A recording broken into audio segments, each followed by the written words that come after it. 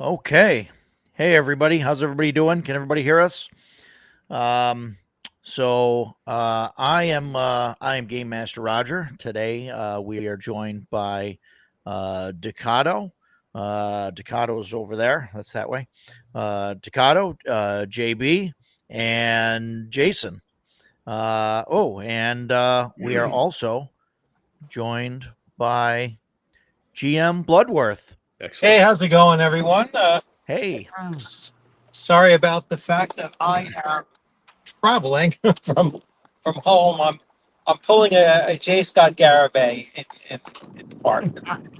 You're not officially pulling a J. Scott Garibay unless you have the camera on and it's aimed directly up your nose. Yeah, well, I could put the camera on, but I don't know what angle you'll get it at. So yeah, unless we can count your nose hairs, it doesn't count as J. Scott Garibay. Yeah, no, I will save you all from that. I got to be careful, Scott. If you're out there, we love you. Yes. So just Yes. let us know. Give us a shout out, and we'd love to have you. Love to have you. Yeah. So today we are talking about Free League Publishing.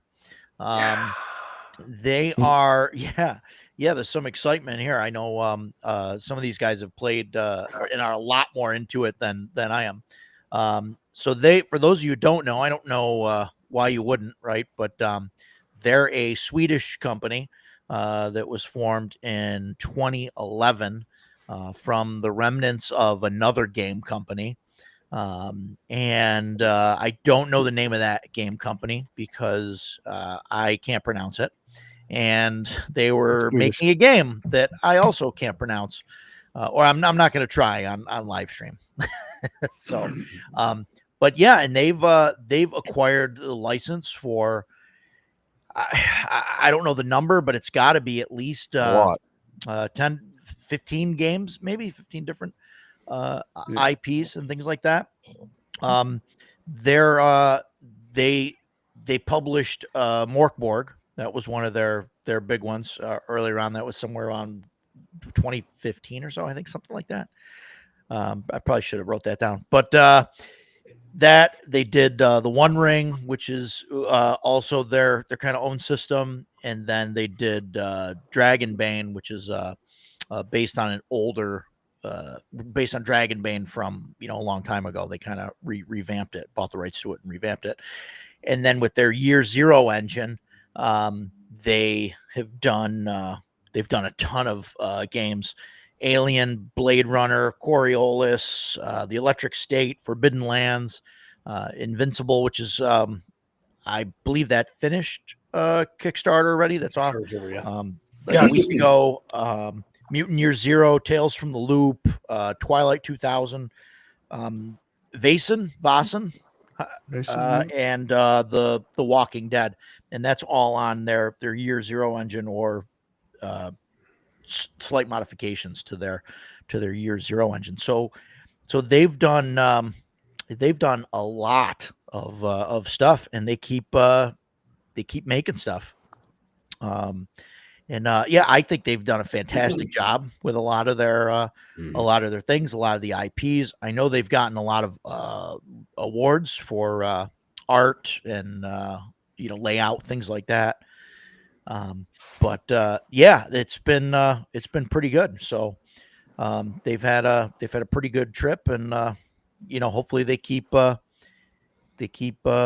making stuff. So They also have video games. Year Zero is a video game as well. what? How much did they have to do with that? Do you know? Did they did somebody buy the rights from them to do that, or are they actively involved in development? Well, they probably didn't develop it themselves, but they certainly licensed it. Yeah, just like Baldur's Gate 3. WotC had nothing to do with the actual development of the game. They just licensed it. Well, we're still waiting for WotC's version of their tabletop system. That this should be out any day now, right? It's coming. I see They have a miniatures game too. Mutant Year Zero on Steam. Yeah, that's it. Yeah. Yeah, it's not a bad game. It's actually pretty challenging. Actually, it's not an easy game either. It's like a third person shooter. Okay. For the most part. But yeah, I played it a bit, and like I said, it tough game. Not an easy game. Yeah. Well, that's good. I mean, and in a lot of because you don't want something that's too easy. Yeah. Plus, you get to play a dog or whatever. They took a lot of things from Dragonbane in there, and you have that aspect of it. Oh, cool. Yeah.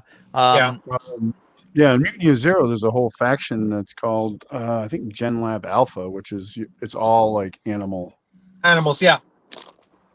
Yeah. They're like the genetically altered or something like that. Mm-hmm. Oh, it's published by Funcom. Okay. Oh, okay. Yeah. Oh, it's put out by Funcom, which actually makes a lot of sense because Funcom is actually a very good games developer. A computer game developer. They don't hold on to their IPs very long though. That's the one downside to Funcom. But I haven't come across a game that they've made that was garbage. I played Anarchy Online for years. Loved that MMO. Oh man, it was so good. It's extremely Which one? Now. Anarchy Online, AO. Oh yeah. The Anarchy Online. Terrible now. Decades old, but I played Conan. Played that a lot. So, yeah, they do good stuff. Oh, Conan was mm-hmm. the newer one, the MMO 2-player. Oh, the MMO. Well, Conan had several different iterations. Yeah. Conan Exiles, I think is what it's called. Okay. I can look it up later and check, but I'm pretty sure. Yeah, there was one that came out, I think, like a few years ago that was like, I think it was like a 2-player game or something. Or they made, I don't know, maybe I'm thinking of something. I don't know. Maybe I don't know what I'm talking about. That doesn't happen, right? So we're going to find out. So, so Free League. So, most of their games are on their, the Mutant Year Zero system or Year Zero engine, I guess is what they call it. And that's obviously I don't know if I'm breaking up or you guys are breaking up. I think it's going to be on your end, yeah. You're probably going through a tunnel, so hopefully it won't be that long. So the Year Zero engine, so I mean that's used in 95% of their games, like I said, unless it's something that's that they kind of reused. I'm not sure why they didn't end up using that for the One Ring. we played it the one time, I know, and I know it's a little bit different than that, or is it close enough where it's the Year Zero engine? You guys are looking at me like I might be crazy. No, I'm haven't looking at played my that. yeah, I'm looking at my box set because I don't remember. So, because I had thought that the Year Zero engine it is is different. you roll a number of dice, right, equal to your stat plus your skill, right, and you're looking for sixes, Yeah. right, for successes. Mhm. And the One Ring system, you're rolling. It's similar. You're rolling your d6s based on your stat, but you're adding the total up, right, against the difficulty number. I believe that's correct. Yeah. I hate not being able to say yes or no, but No, I'm really not sure. that's fine. And I probably should have done some research ahead of time, but on that. But yeah. So I'm not sure why they didn't do that if they needed something. Yeah. So those are you add that to your rolls. So. Yeah. So I don't know why they didn't use the Year Zero engine for it. If there was a licensing thing where they had to create their own system or something like that. I'm not sure, but I would be surprised if that were the reason, because there's also a Lord of the Rings that's 5e. It's right. It's the One Ring with a 5e version. True. Yeah. I'm not sure on that. What's your opinions overall on the Year Zero engine? I like it. I was thinking about that before we started. Sure. I think that's one of the things that they did that Free League did really well. It's kind of like the 3.0, 3.5 OGL. You've got one system that works for most games. So now you've got this humongous spectrum of IPs that you can throw at this system. If I know how to play Mutant Year Zero, I can jump into Blade Runner. I can jump into Twilight 2000. And with just a little bit of tweaking, I'm like, oh, okay, I know how to use this system. I'm good to go. So it's like the D20 system. You only have to learn the differences. Right. Instead of having to start over, you have the base knowledge or whatever of it. Those differences are usually pretty subtle too. Like they're not very glaring. So it's easy. We've done that. We've played Vaesen, we played Mutant Year Zero, we played Aliens, and it's not hard to shift to each of those games because that rule system is it's pretty simple anyway, and then because it does work pretty much the same from game to game to game. Even Dragonbane, which doesn't do that, takes elements from it, and you can see those elements in it. Yeah, definitely. Yeah, the core isn't there with the D6 pool or whatever, but the the main mechanic in Dragonbane is just a D20 roll under your skill or stat, simple. which is very, very easy to explain to anybody, and they can pick that up, super, super easy. Yeah, I mean, you literally only have to roll for the most part, you only have to roll a D20. Yeah, that's right. Except for like damage and things like that. Yeah.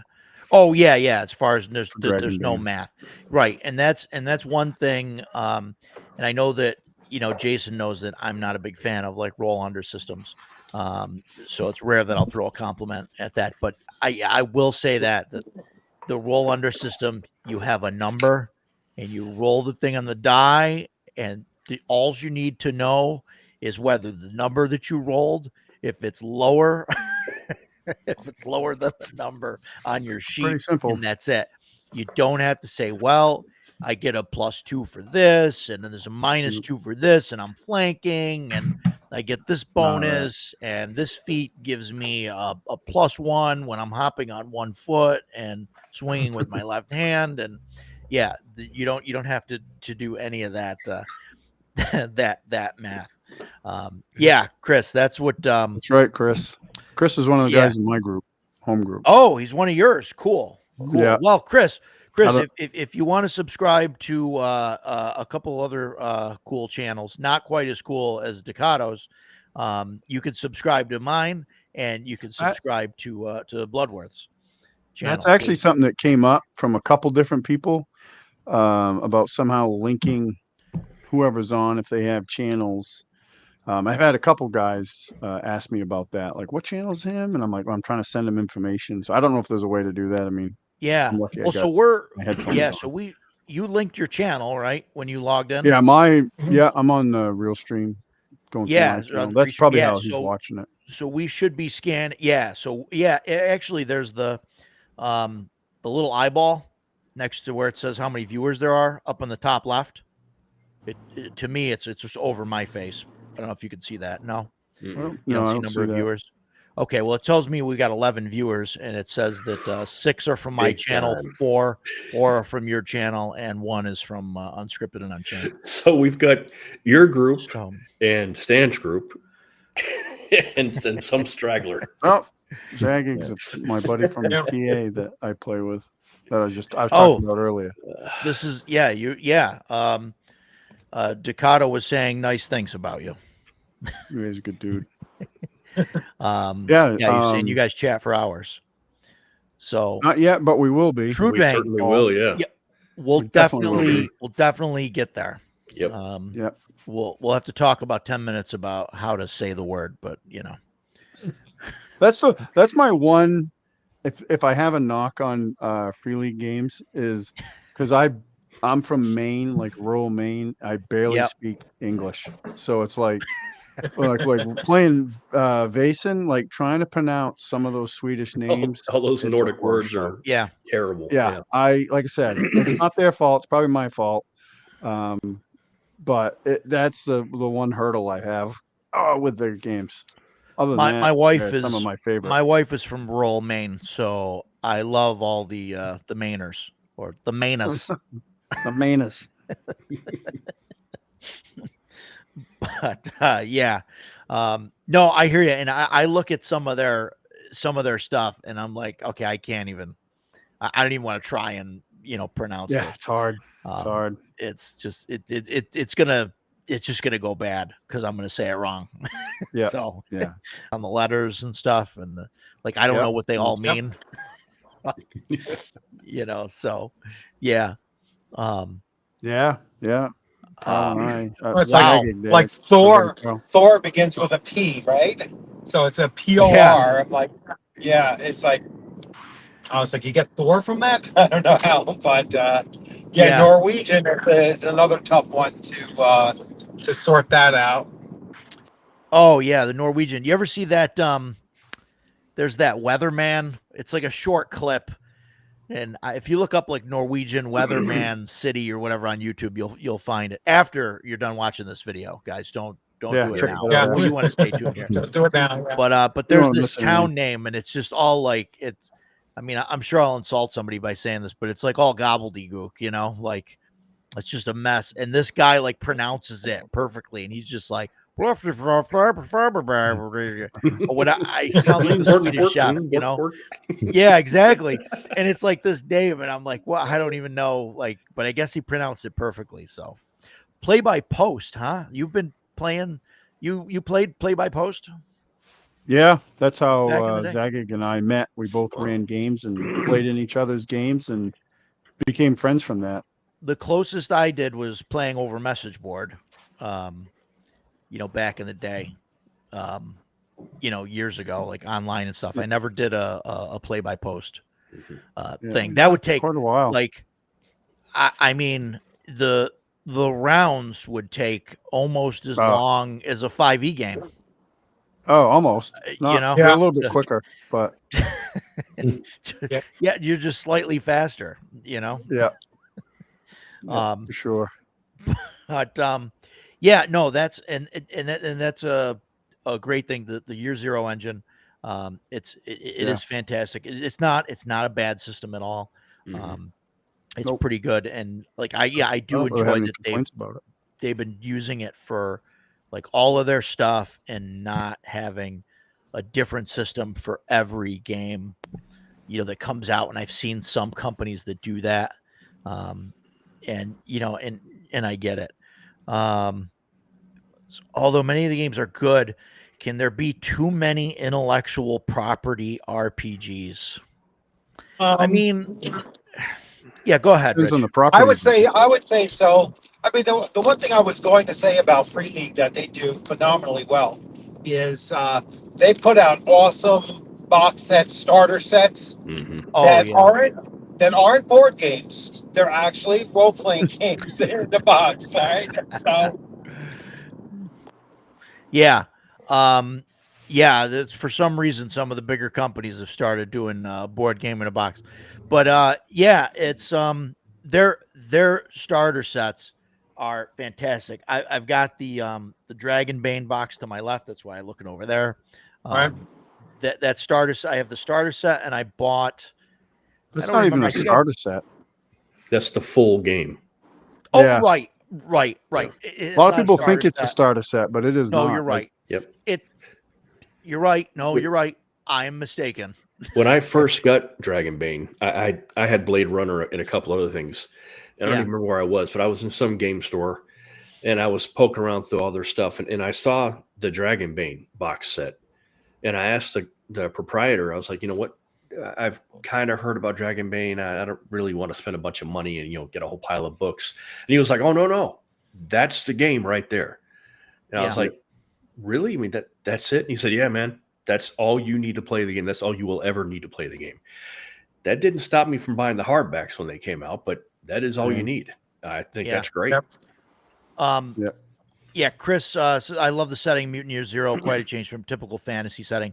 I love like a good post-apocalypse game. Like that's kind of what I'm into, and I really like all those kind Chris of different settings. He's the one that ran that for my group, and he did a great job, and it was a lot of fun. It's very unforgiving though, like it's resource management, but we I have combat and stuff too, but like they're all like that though. Like Vaesen's the same way, like not resource management, but you get into combat in Vaesen, hold on, because it's probably not going to go well. Zaggy and Chris, talking about the artwork. Let me know, guys. What's your what game you think of Free Leagues has the best artwork? And it's something to think about. Dragon Bane did that. Yeah, it irks me that people confuse Dragon Bane being a starter set. Yes, I call it. I know that it's not a starter set. I know I called it a starter set, and it looks like a starter set. It's got the thin soft cover books, and it's got pre-gens in it. So yes, I know it's not a starter set, but I keep calling it a starter set. So feel free to keep yelling at me every time I call it that. I don't know if I can pick a favorite art. No, so many of their sets are completely different from the other. Like Blade Runner, completely different from the One Ring. But man, the art for One Ring is quite amazing. Dragon Bane. I gotta say, well, let me get this in one really quick. And for some reason, it's weird, but every time I look at this one piece of art in Dragon Bane, I love it. And it's the art of the duck. He's like a rogue assassin. Assassin coming down. Yeah, and it's like, I don't know, it gives me like Darkwing Duck vibes and like things like that. And it just like it makes me happy inside every time I see that art.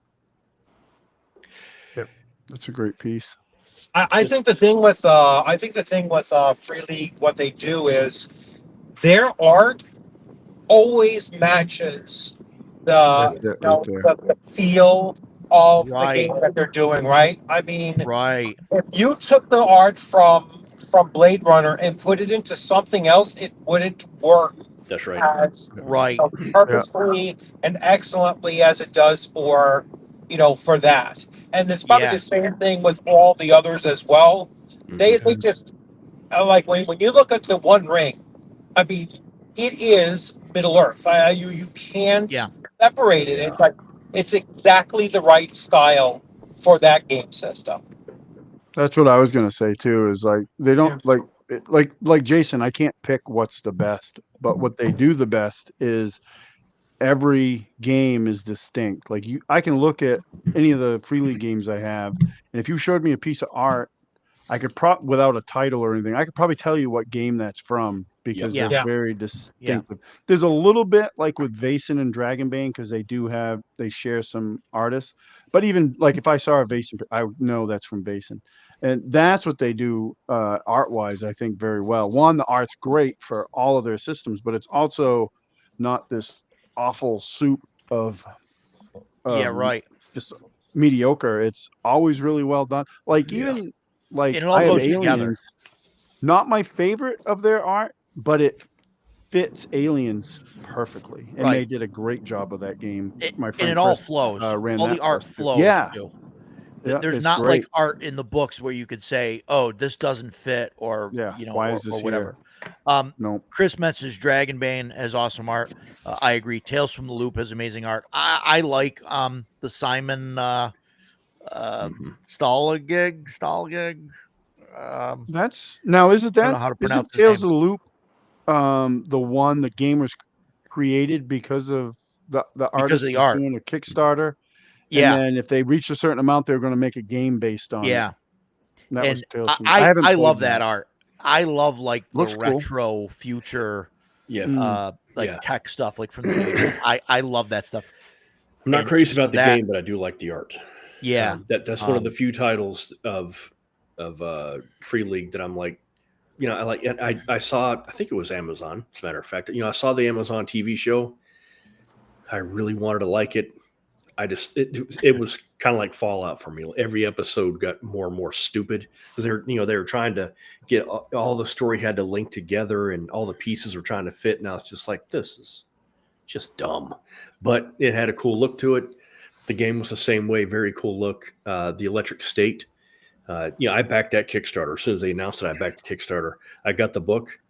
And I think that a day later, I brought it over to Rogers, and I was like, you can have this. Listen, it's not for me. Listen, here's the thing. This is my thing. Dragonbane, right? Hang on. I'm gonna put myself bigger here. Dragonbane special edition book, right? Mm-hmm. Gorgeous. Gold leaf, nice green, awesome, right? Okay. Electric State. That god awful pink special edition. Yeah, that is terrible. Yeah, it's terrible, man. No name on the cover. It's just the pink squares. It says it's like red on pink. Says the Electric State on the side. Oh, in fact, did I give that to the auction? I think I gave it to CNY's This one was auction. mine, I think. Yeah, and yours went to the auction. I think Leo probably bought it along with everything else. And man, so like I wish I bought the regular edition. I really wish I got the regular.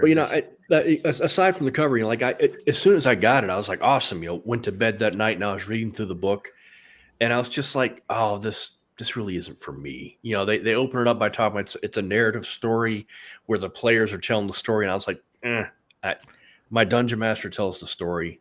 I'm an actor on the stage. That's what I want to do. So the Electric State just wasn't for me, but the production value is incredible, as always. The art's really good. Everything you got with that Kickstarter was amazing. Typical Free League. You get your money's worth out of it. So, but the game wasn't for me. I asked about Symbaroum. What do we think about Symbaroum? There's no other setting.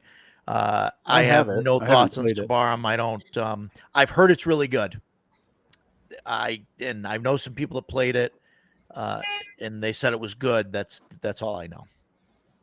The only thing I heard the reason I started buying it was I heard that this will sound weird. I heard that in that particular system, the DM doesn't do, or the game master doesn't do any of the dice rolls. It's all the players do all of it. Oh, and I was like, well, that's kind of interesting, but I haven't run it. The setting looks awesome.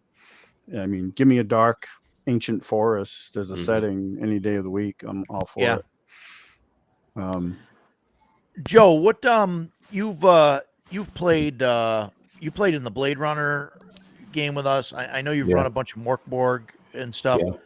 And you played in just the one Dragonbane game? Just the one. You were my one and only, Roger. Is that your and that's pretty much your full experience with Free League.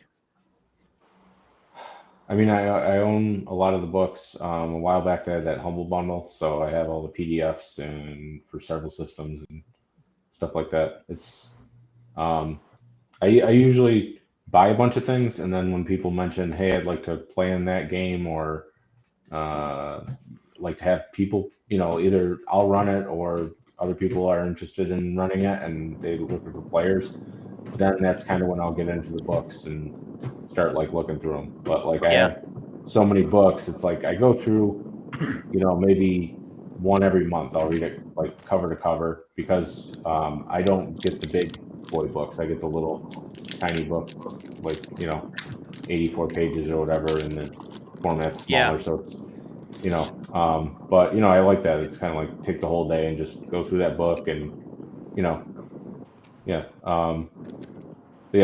basically that's what I played from Free League so far. And I do want to play the not 5th edition, but I think the One Rings, the one that has its own system. Yeah, I do want to give that a try at some point whenever someone's running it or whatever. That'd be cool. Yeah. I feel like I'm like not completely qualified to run it, but maybe I'll run it at some point. I mean, I'm into the stuff. Why would you feel not qualified? I don't know. I mean, I've watched the movies. I've read most of the trilogy, the original trilogy there in the books. But I don't know. I'm just like, I mean, I like it. It's fine. I just feel like that I'm not as knowledgeable as like some people in it or whatever to like run it. But maybe I'll be same feeling. I'd like to run it. I'm a huge Lord of the Rings fan, and I would like to run it. But there is that part of me that's like, I don't know this nearly well enough to do it. I want to do it justice when I run it because it's my favorite setting. Like I'm just impressed every time I read it or listen to it, and I don't want to not do it justice. Rooster mentioned he likes games that where you're squishy and you have to run. Dragonbane's similar. You can't really stand toe to toe. Dodging is prudent. Yeah, dodging is definitely prudent. I love games where the players are squishy. Rooster is a player. My buddy, one of my buddies in my group, and I killed his character in that Dragonbane adventure because he didn't dodge. Oh, that's why. Okay. He's like, I'll just take that hit, and I'm like, okay, and it didn't go so well. Creative is RPG artwork, keeping the fire, science fiction, fantasy illustration instead of genre fiction books. Book covers have been meh for 25 years. Yeah. Yeah, I guess, right? You're saying that it's keeping that stuff going. I'm trying to think of what science fiction book, if there's any that I've really liked the cover of. But I think you're right. I think the RPG artwork is definitely far superior than what they put in the actual books. I don't know if you guys have a thought. Oh, Bloodworth is joining again. Hey, Rich, did we lose you? Maybe. Okay. Yeah, I don't know if you guys have any thoughts on that. What do you think? Is RPG artwork keeping science fiction fantasy art going? Not the crap produced by WotC. No. I don't. Well, I don't know Ajax, so I don't know. But I would imagine that talking about like the Free League art and all that, like looking at it, like I can't remember like the last time I saw like a science fiction fantasy book, that I've read or flipped through that I've looked at and said, wow, that art is amazing. I mean, you get some books that have like decent maps and things like that, which I think is fantastic. But I can't think of one that has like, artwork that I'm like, wow, this is amazing. Like I'd want to hang it up on my wall or something. Are we talking about RPGs or like novels as well? That's what I'm saying. We're talking about both, like the one versus the other. Like I think Ajax is saying that the RPG industry is keeping those, like that artwork alive. I don't know. Some of the cyberpunk stuff is pretty darn good. Even from its video games and stuff. That art style for like Cyberpunk 2077. Yeah, that's true. I'd put Blade Runner stuff from the RPG on the wall. I mean that, you know, Yeah. some of those. Yeah, I would hang Dragonbane stuff on the wall, or a lot of stuff from Free League. Mhm. When they Yeah. did their last Kickstarter, I wanted to get, because you could get like these fancy prints of the two covers for the two books in the Kickstarter, and I wanted them. They were just more money than I was willing to spend because I would have hung them up. You were talking about identifying the game by the art. What game is this from? Gotta be Blade Oh, Runner. is that Absolutely. is that Dragonbane? What Sure is. Yeah, it looks Yeah. it's like Dragon. I mean, I would, if it's, Yeah. I stored it inside my starter box, but I would gladly hang that up on the wall. You know, it's so cool. You know, you get the spinner floating above the cop. Yeah, I think- It's totally iconic. Yeah, I think there's probably maybe something to be said about the RPG, minus some companies keeping that art, going. You don't see Artwork as sells many the like, system. yeah, for sure. Yeah, I mean, that's what definitely. attracted me to Dragonbane at first was Yeah. the artwork. I saw this cover, and I was like, I'm in, and Yeah. didn't even know what it was about. You know, oddly Hey, enough, Mike. the thing that turned me off about Dragonbane before I actually got into it was the Mirth and Mayhem catchphrase, or Yeah. Mayhem and Mirth, whatever. I was Mirth like, and Mayhem. I'm not. I don't really do silly, and I'm not into chaos. Maybe this isn't for me. But then we started playing it, and I was like, wow, man, I really had my head up my ass because this game's amazing. Yeah, it's awesome. And I think My favorite Dragonbane fantasy doesn't game. really have like an implied system or an implied setting. Right. Like it's not so. No, they don't. Like because like I've ran like a couple of the one shots that have come out, a couple of modules and stuff, and they're definitely like the one for Free RPG Day is definitely like a more goofier, or at least the way I've ran it. I guess maybe it is a little more fun and light, hearted, and then the other games we've played in have been, maybe not dark, but like a normal They D&D do. tone type of thing. I mean, the campaign that comes with the box set is set in the Misty Vale, which is their. Mhm. They will be having a setting within probably a year or so, Hey, Mike. Yeah. which is going to be awesome.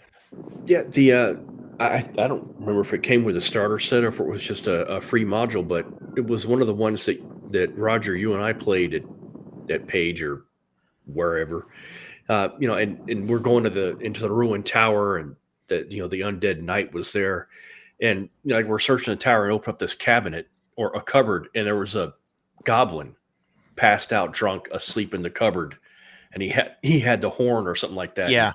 That kind of thing, you don't find that in like TSR Dungeons and Dragons. It's Right. It's a little goofy, the mirth part of it. But when we were playing it, I never felt like, wow, this is wildly out of place. It was like, oh, of course we found a goblin passed out drunk asleep in a cupboard. Why wouldn't we? So it's just the system's really That good shift, I at think, can what be it hard for does. players too. Yeah, I think it's hard for me. if you're so used Yeah. to just killing the goblins. I mean, and I'm all for killing goblins, but sometimes you got to think outside the box and be like, oh, that guy could maybe give me some Yeah. information or Yeah. something. Mike, the One Ring that's the you picked up the Free League version, right? Not the 5e version. And Yeah, so the 5e version is called Lord of the Rings. Oh, okay. All right. Yeah. I They have haven't two really starter looked- box sets for the One Ring. I'm not sure why, but they do. I might I don't know. I'm thinking maybe I'll end up running something. I'll run a small thing. I'll have to put that on my list of games that I want to run. Heard that combat in Lord of the Rings is great. I remember the one. We just did, I think, like one combat in the game that we played, and it wasn't bad. It was pretty good. The Eclectic Goat, welcome to the live stream. Mike Necrophant, I think one of the problems with Morkborg was that it ended up fetishizing character deaths, or at least Morkborg fans did. Probably, Joe. You're more the Morkborg guy. What say you? I mean, I wouldn't say I fetishize it. It just happens sometimes, and then pop up next round with some other characters. Usually how I do it because I usually do one shots. So, Pastel covers with. I disagree with Joe. I actually think I missed whoever typed that. I think he's right. That's one of the reasons that I'm not a big fan of Morkborg. Sorry, the whole death metal thing. And I agree, it did fetishize death, or the player's death, or like you said, maybe it was the players that did it. Either way, like I said a couple of casts ago, just not for me. Morkborg is not my bag. Yeah. No, I hear you. Pastel, yeah, the cover just didn't do it for me. Thoughts on Death in Space? Index card RPG Death in Space hybrid. That's interesting. I haven't ran Death in Space. I do have the book somewhere over there. I don't think it's terrible. It's Morkborg in space.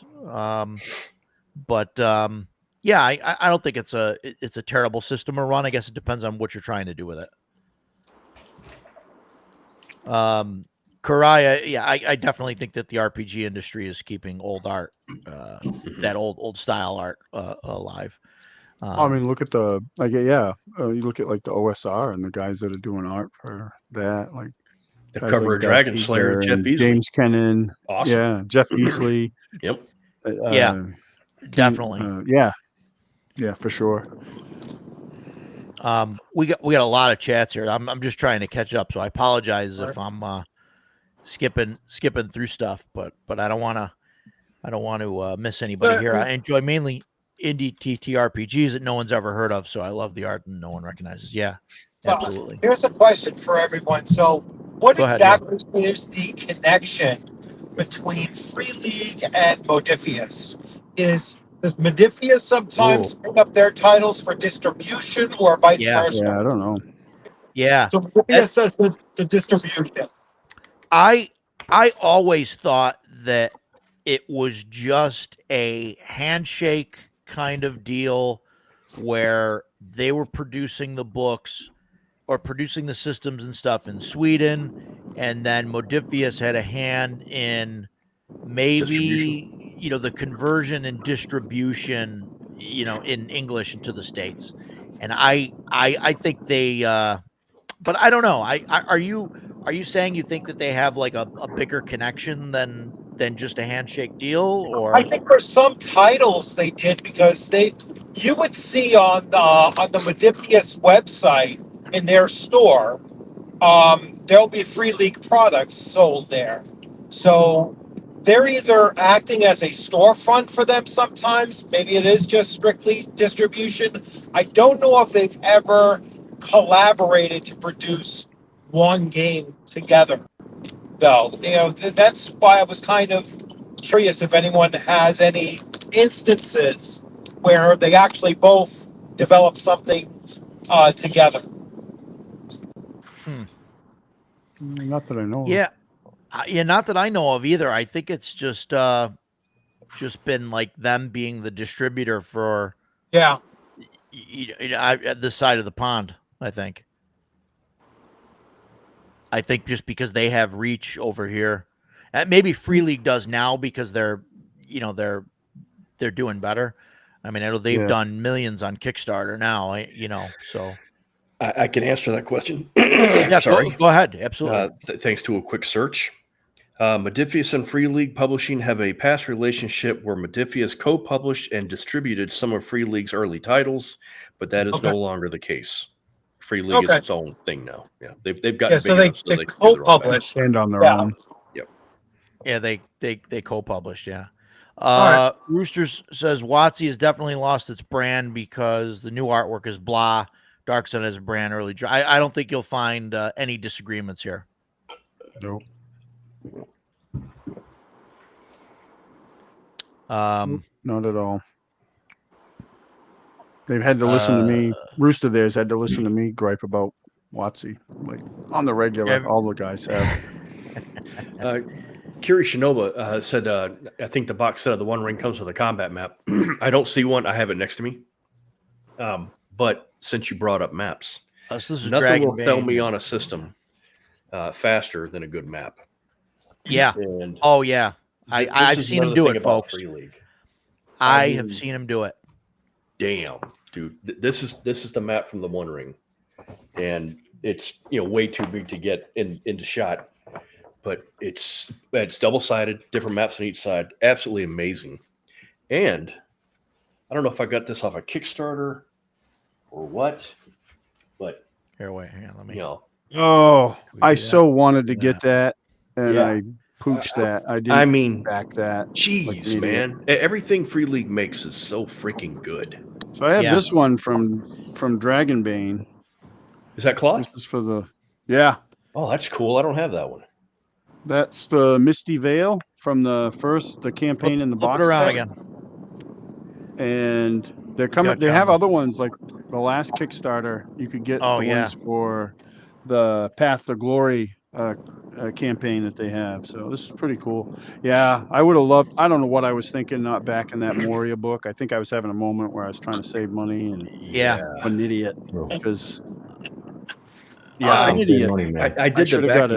I did the Kickstarter for the new Magic book that's coming out for Dragonbane, and I don't remember what add-ons there were, but if I missed a map, I'm going to be annoyed.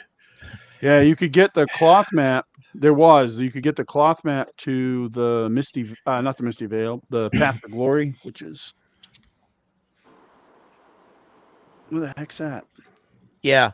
Mike Saxon says, first set was well received, focused entirely on hobbits in the Shire. New set expands out into the world with other races. I like having the expanded stuff and the other races. We did play as hobbits and had a blast, and it was fun. But I could see like wanting to have some of the other stuff. And do some stuff out in the world and not just having to deal with hobbits running around. What do we got there? Let me. That's the Kickstarter. So I did get the cloth map. Yes. Nice. Oh, okay. Yeah, I did. I got the cloth map to the city and the cloth map for this one here. Awesome. Yeah. So that's that. Oh, yeah. Let me. This is Path to Glory. This is a campaign. It's not a starter campaign, I guess. I haven't run it yet. One of the many things on my bucket list. But it's for more advanced characters. So you could run it after you did like Misty Veil with the same characters if they lived. Cool. That's cool. Ajax says, can there be too many RPGs in the market? Even though one cannot. No. The answer is no. Oh, the answer is yes. No. I disagree. You're wrong. Let's move on. In indie RPGs, I'm always happy to take a look at. But nothing will make me walk past something faster than see 5e next to it. That was something that the OGL did. It was like everybody that had even a half-baked idea was releasing an RPG. And just because they managed to get it published does not mean it's good. And there's a whole 3.5 and 5e, man. There's tons of just garbage out there. And it's not even that it's 5e. I'm saying 3.5 as well. There's plenty of stuff that's just hot garbage. So yes, I think there can be too many RPGs. Yeah, see, I kind of look at it the other way. Like I don't think there can be enough, because I think that every time somebody prints out another RPG, like eventually like good stuff floats to the top, right? Or whatever. Mm-hmm. Like, eventually good stuff comes of it. So you might have 100 bad games and then one thing, that people like, or something gets. But I've had a lot of bad games though. If those bad games are getting people into just the RPG space, like they've never played an RPG before, but like maybe there's an IP game and it's a horrible game, but that gets people into role playing, and then they play it and they're like, yeah, that was fun, but what else is out there? That brings more people in the hobby. So I don't think you can ever have enough RPGs. And the bad ones are just going to be bad ones, and no one's going to play them after a while. Yeah. Very few people will play them. And the good ones are going to rise to the top, and you're going to get more books for them. And hopefully there's more people that come from the crappy systems that are like the gateway drug to get them into the hobby, and that's my opinion anyway. But I think also with, the blunders WotC is making. Like, people are just like realizing, hey, we got into the hobby, 5th edition sucks or whatever, and they're looking into other things. And I think that's like why Shadow Dark did so well, why Dragon's Bane is doing so, all Absolutely stuff is doing so well. And so yeah, just bring on all the RPGs. If you got an idea, make an RPG, and if it doesn't suck, we'll play it, right? Yeah. Or but even if it does sucks, suck, I still have to sift through that crap to find something I like. Sure, but maybe something will be in there that's good. Like there'll be one good point of it that somebody will integrate into the next game, and eventually it'll make everything better. Hero System 5th edition is my pining to play game system. Shellback. I actually just started making a list of all the games that I wanted to play, and I'm up to 41 so far, I believe, as of last night. So, yeah, Rich, what's your game wish list look like? Games you want to play? You know how many games are on it? I've never done a total amount, but yeah, it's got to be 20 plus. Yeah. In the immediate future, I am playing a cartoon, like a toon-based adventure in November at the convention. I can't, for the life of me, remember the name of that. Dire Consequences. I think it's Dire Consequences. Okay. All right, and I'm playing Mothership for the first time there. So cool. Fun game. Every convention I go to, I'm going to try to find a new game system that I've never played before to play in. So when I go to CNY RPG Con, I definitely want to play in a Dragon Slayer game.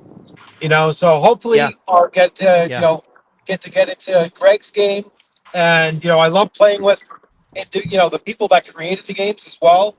So but yeah, I think everybody has a bucket list, and some of that bucket list will reach back and like, well, who are the creators I want to play with? And I've had the great pleasure of playing in like Frank Metzner's game and Alan Hammock and Zeb Cook. So now I'm looking to play in like a Merle Rasmussen's game. Any one of them, would be awesome. And Top Secret or something. Yeah, Top Secret or I just reviewed his or went over his that solitaire game. Daggers in something in the alley. I just blew my mind. Which one I'm trying to remember. It was that solitaire adventure from like 1984. AD&D module. But I'd love to like play in that, like if you were running it, or just anything else. So there's a lot of games out there on my bucket list that has more to do with the creator and playing in their game than just in general. Yeah. Ajax says if Hasbro sells D&D to another company someday, it could at least be a chance that D&D could find New Life is a good game again. I don't think they're ever going to sell it. I mean, they won't. I really don't think, because they're a game company. They're not. They'll just sit on it if they decide not to do anything with it. Sit on it. They may license it, but I'm not supposed to know anything about that. So, the only version of 5e that interests me is Level Up Advanced 5th Edition. I don't know what that is. The only thing that I know of for 5e, the mod was what was it? 5e hard mode or 5e? Oh, I can't think of the name of it now. I think it was Hanker Infernal or hardcore mode or something. Hardcore 5e or something like that. Yeah.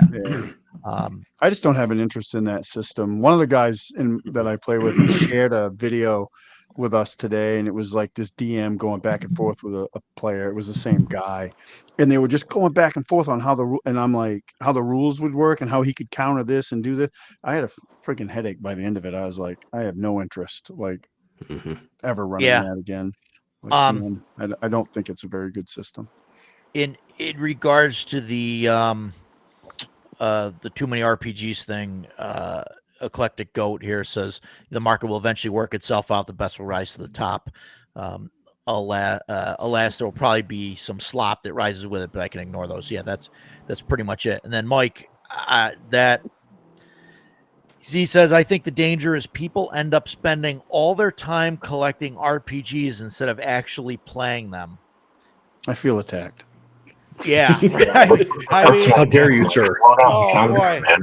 What's with the aggro, bro? Calm down. Stab to the heart. Are you saying I've wasted my life? What are you implying? Yeah. My problem is I'll look at something and I'll say, you know what? I'll never play this game, but there's a cool table here that I'll like roll on or take ideas from, or something like that.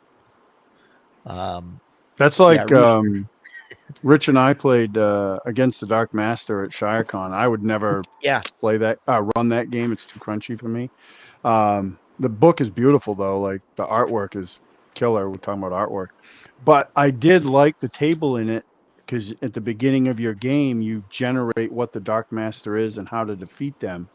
And it's these tables you roll, and they were really cool. Like there was tons of info on them and very, very descriptive, narrative style thing that was randomly generated. I thought that was cool. Like I would I think I have the PDF for that game. I would print that out and put it on a GM screen or notebook or something to just reference, because I thought that was cool. But overall, that wasn't the system for me. It was too crunchy.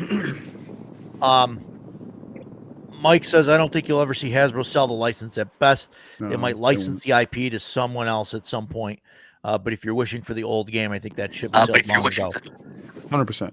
Unless you go to the OSR. And there's hopefully going to be some news on that stuff coming soon. Not from me, but I think there's something in the works that's big. But I'm not sure. I don't know all the details. I don't think I'm supposed to know all the details. So I'm going to just stop talking. Well, watch out. Watch is going to come watch the 10 people on the stream and hem you up. We're up to 20. No. Eclectic Goat, I stopped reading your comment after you said you found one good 5e supplement.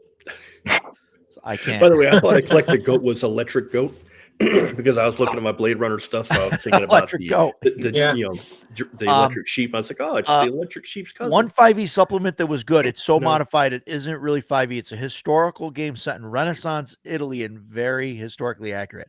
I gotta tell you that this is a great story. Jason and I were at PAX.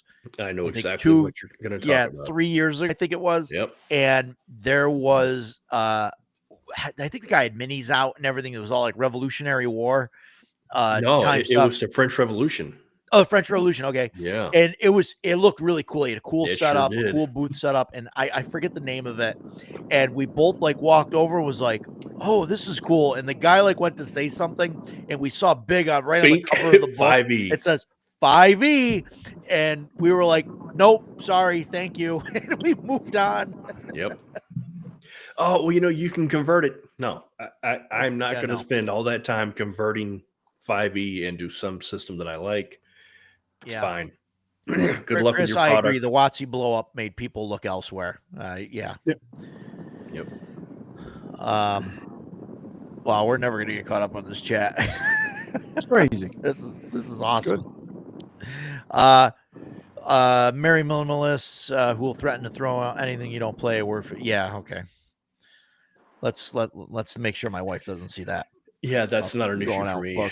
My wife lets me have my stuff, and she has her stuff. You're pretty good at like limiting your own collection, though. I don't have that luxury. Well, that's largely because I have 2 bookshelves, and once those bookshelves get filled up, something has to go to make room for something else. When mine get filled up, I just build more. Yeah. Buy enough stock. Yeah, Shellback. You win the lottery. Buy enough stock to force Hasbro to fix all that. Oh wow, this is from 7 minutes ago. Is that Agile Monk says, is that Rich from the car? Yes, it is indeed. It is indeed. And if it breaks up every once in a while, it's because I'm driving through the mountains here. So 5e, yeah, Curai, yeah, 5e hardcore mode by Runehammer. Yeah, that's the thing. Level Up 5th edition is a fantastic version of the game. I've never heard of it. I'm gonna have to look it up. As a matter of fact, I'm gonna write it down. Level Up 5th edition. I'm gonna look that up. I've never heard of that. It's the first I've heard of that. Have you guys heard of that? Yeah. Is it a like a 5e hardcore mode type of thing, or is it? I guess, yeah, it's a more in. I don't know. I'm not an expert on it. I've never even. I think I've looked at it initially. Like when I started looking, I was still playing 5e. I thought about going to it, but the books at the time were hard to get. I don't know if it was a limited print run. I've heard it's good things about it. I just have no interest in the 5e system at all. Russ Morris of N World Rules Mod. Yeah, I don't know. Yeah, yeah, it's from the guys at N World. Okay, cool. Yeah, Castles and Crusades. I don't know if you saw our Castles and Crusades video, Agile. We talked about that for he was there, quite a bit. Yeah. I forget. I'm terrible with that stuff. Somebody earlier mentioned that they just don't buy anything they know they're not going to play.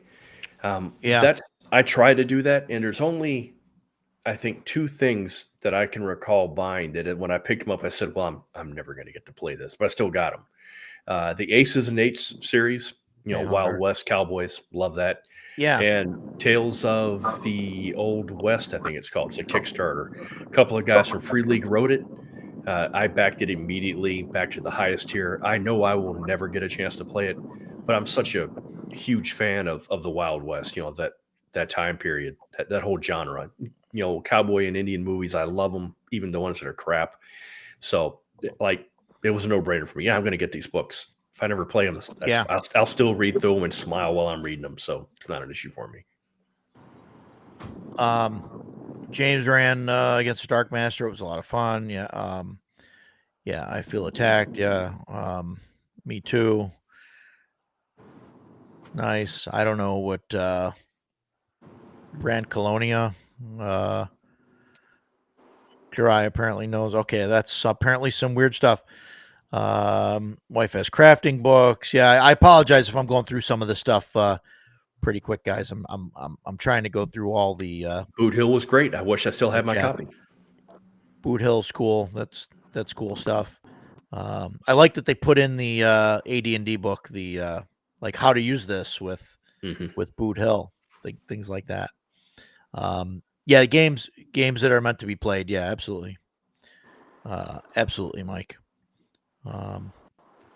All these, yeah, never threatened to toss them. Yeah, that's fantastic.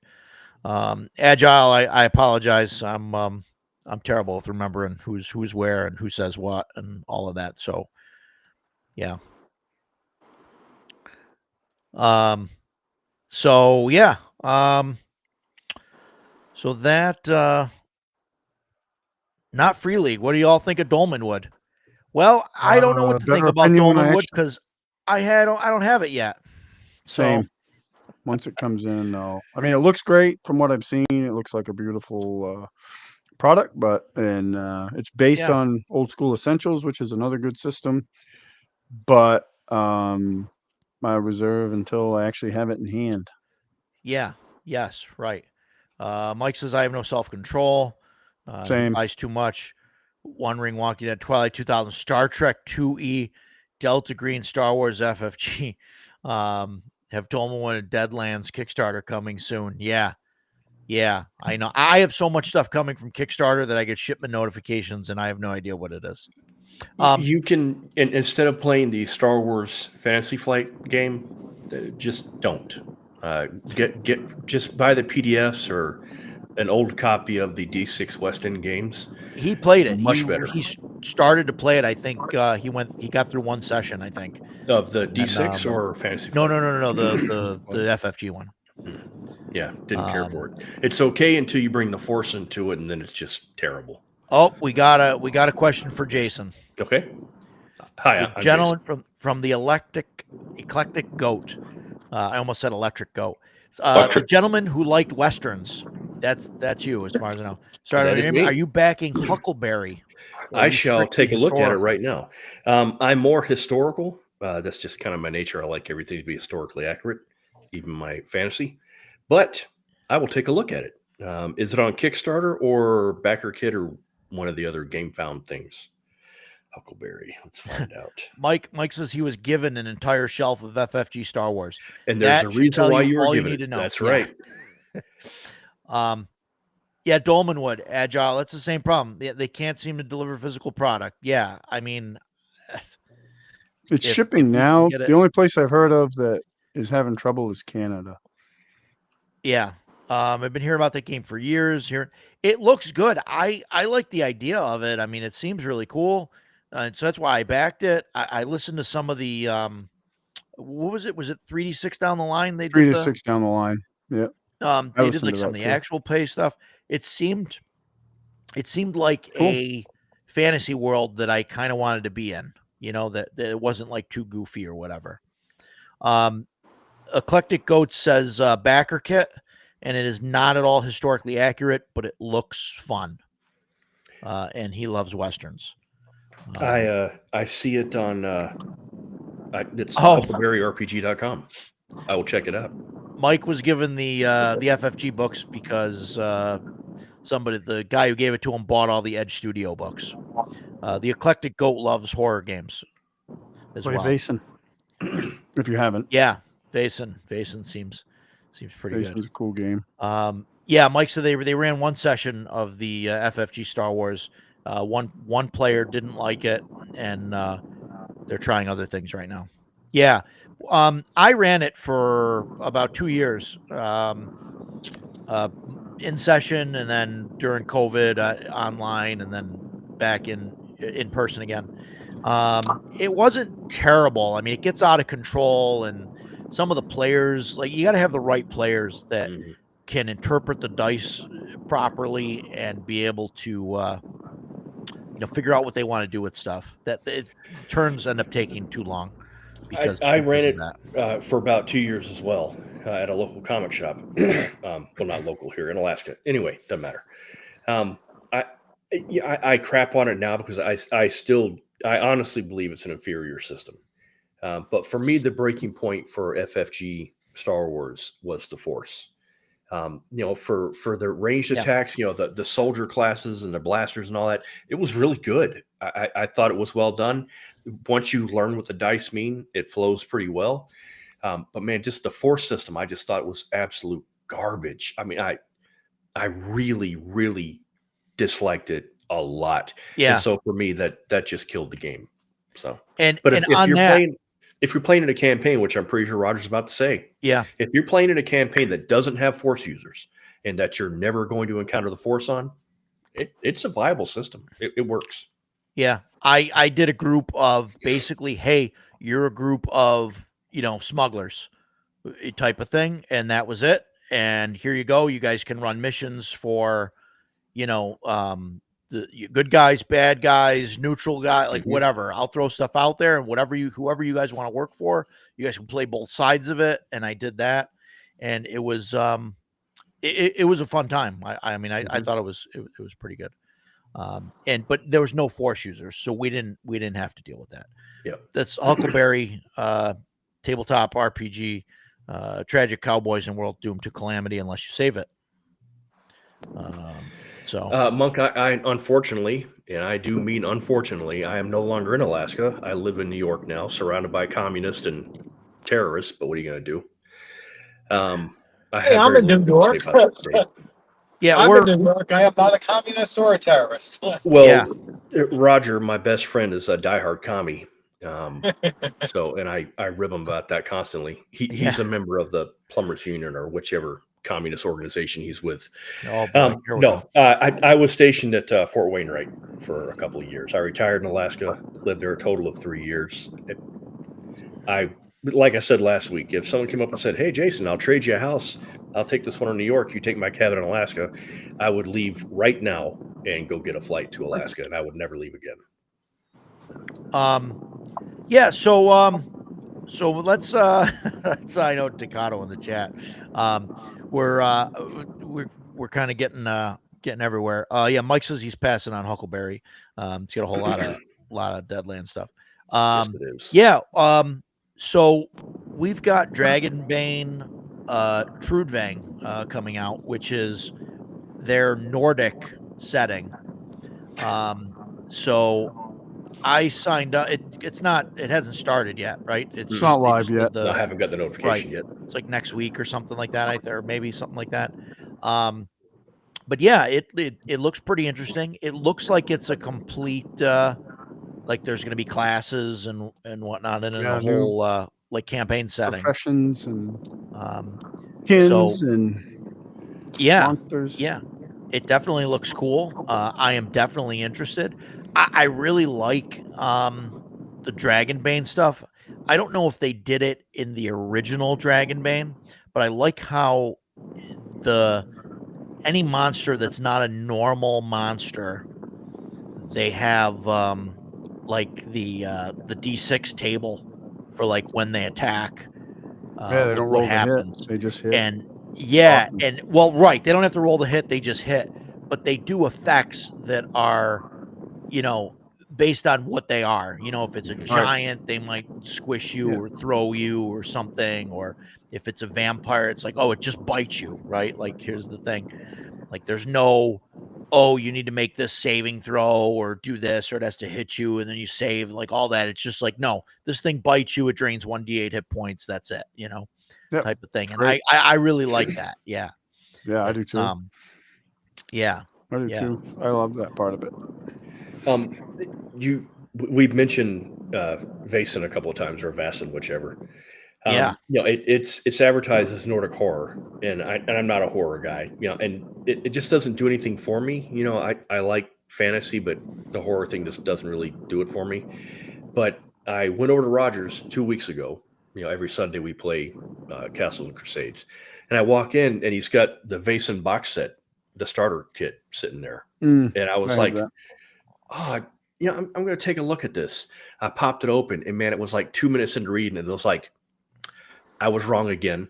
I need to get this because it's not really so much a horror thing. It's like Monster of the Week. It's like Victorian Supernatural, the television show Supernatural. Yeah, I was like, so go ahead. Yeah.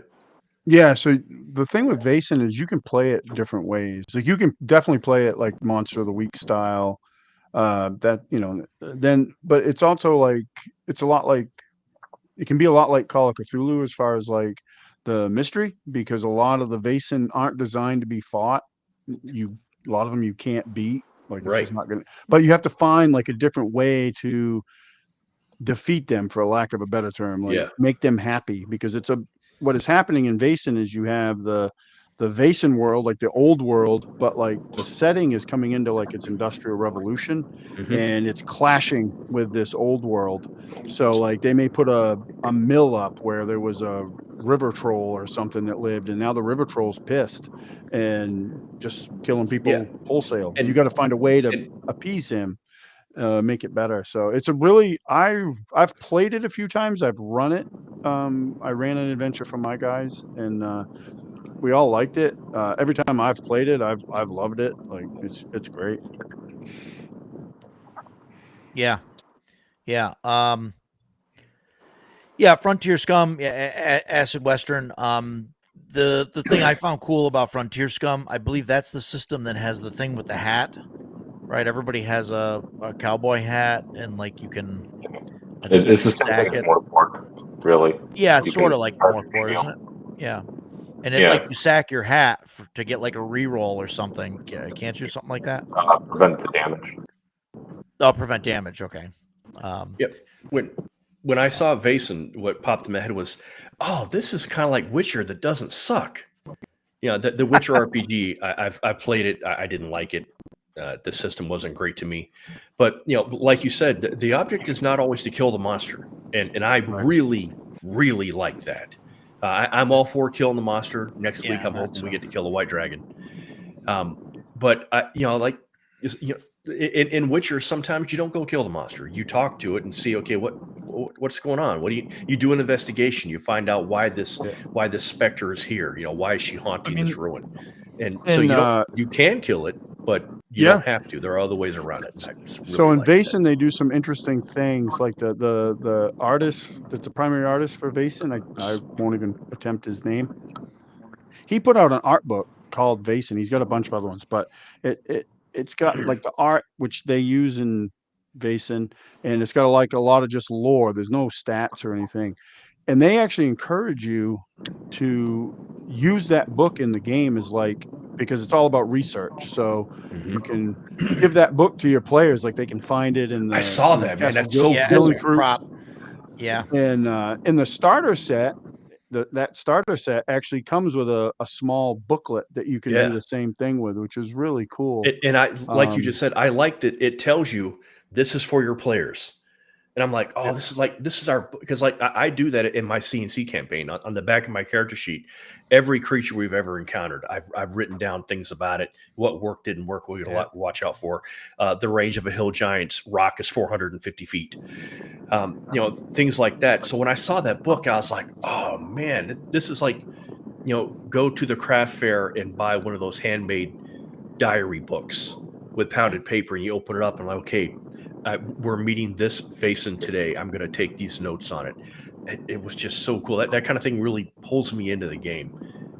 I'm really looking forward to getting the set. I'm glad. Can I? Agile Monk sent me a bunch of questions. Can I get them? Yeah. Monk, I was Army, 26 years, retired as an E7. I had a very average career. Did a lot of cool stuff. You're an 18 Fox. That's awesome. Props to you.